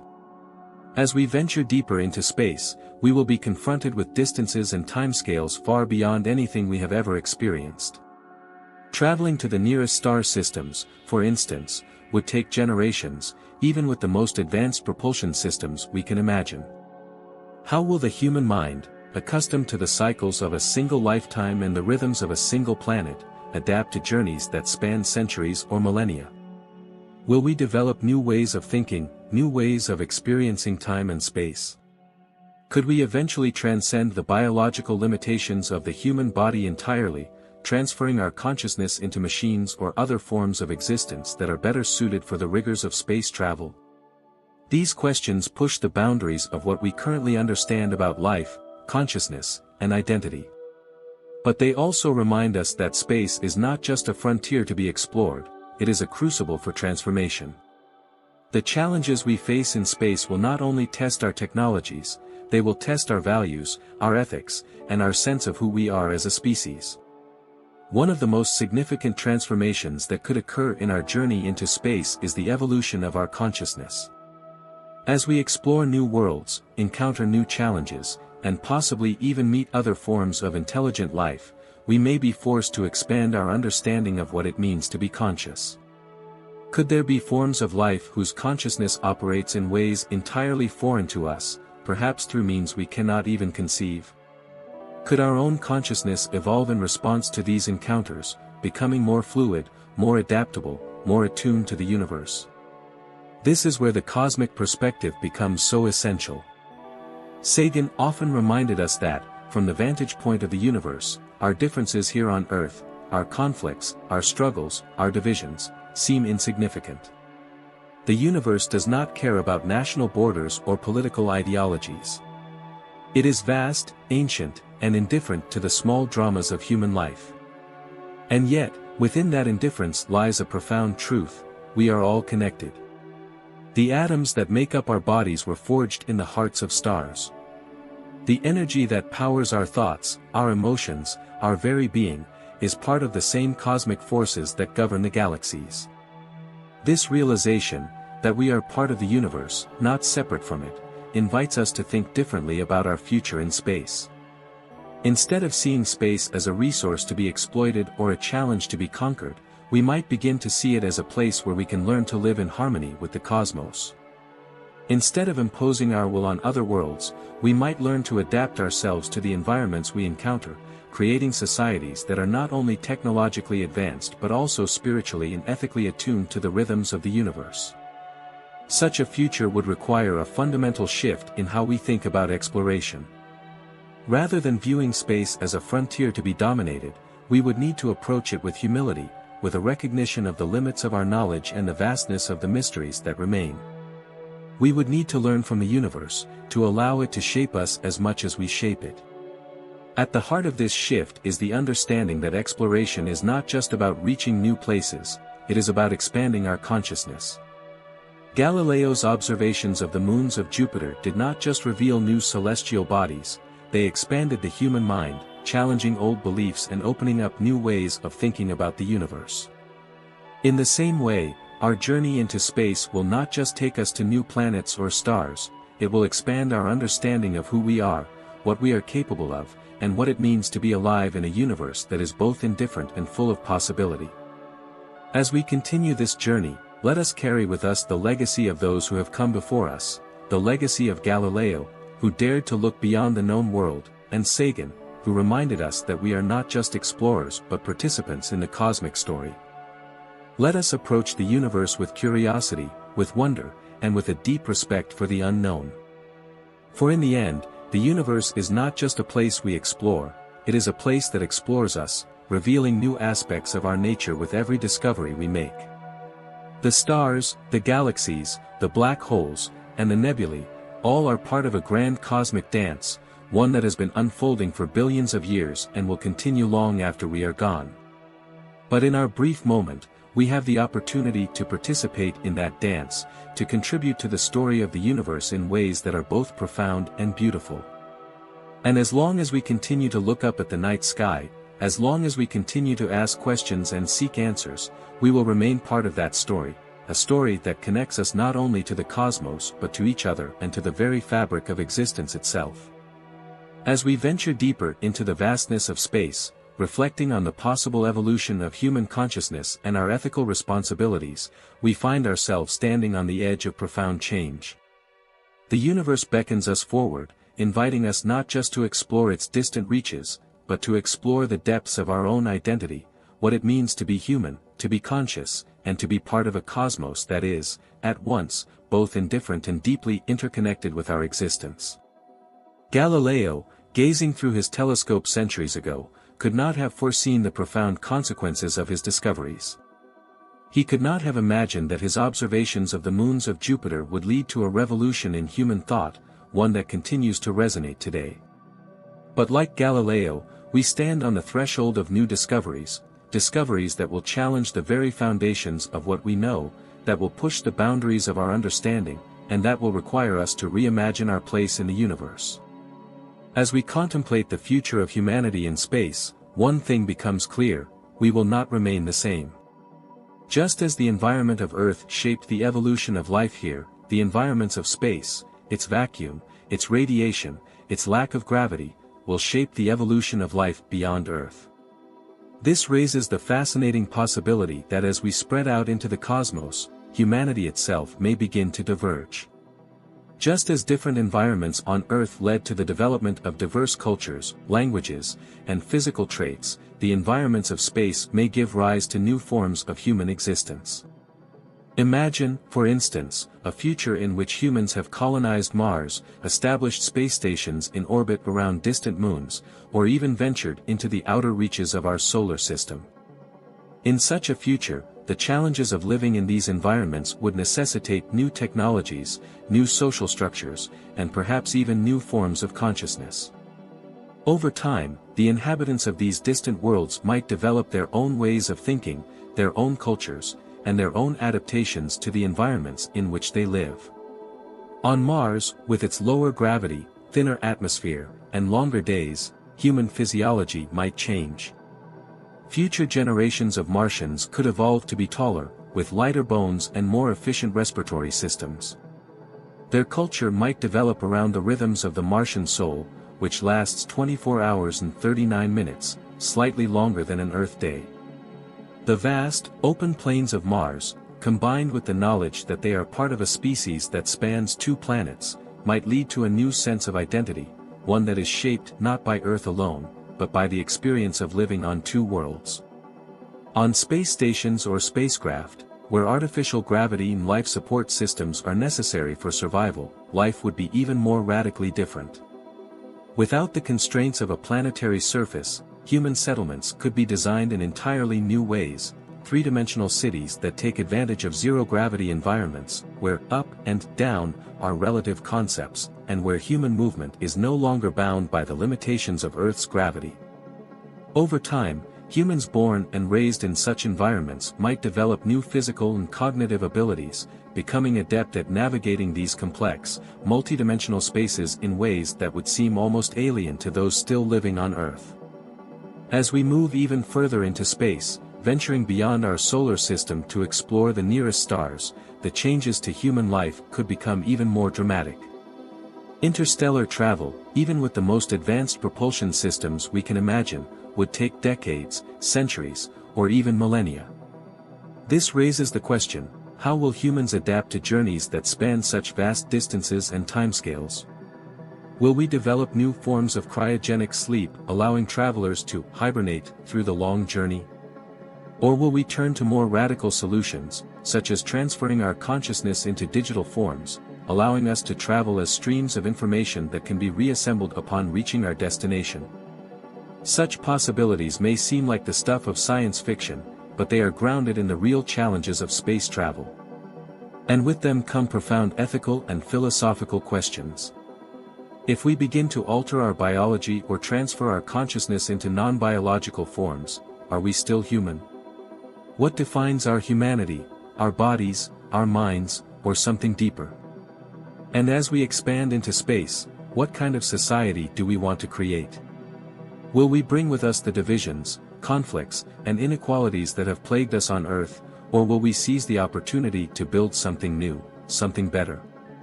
This brings us to the question of consciousness itself.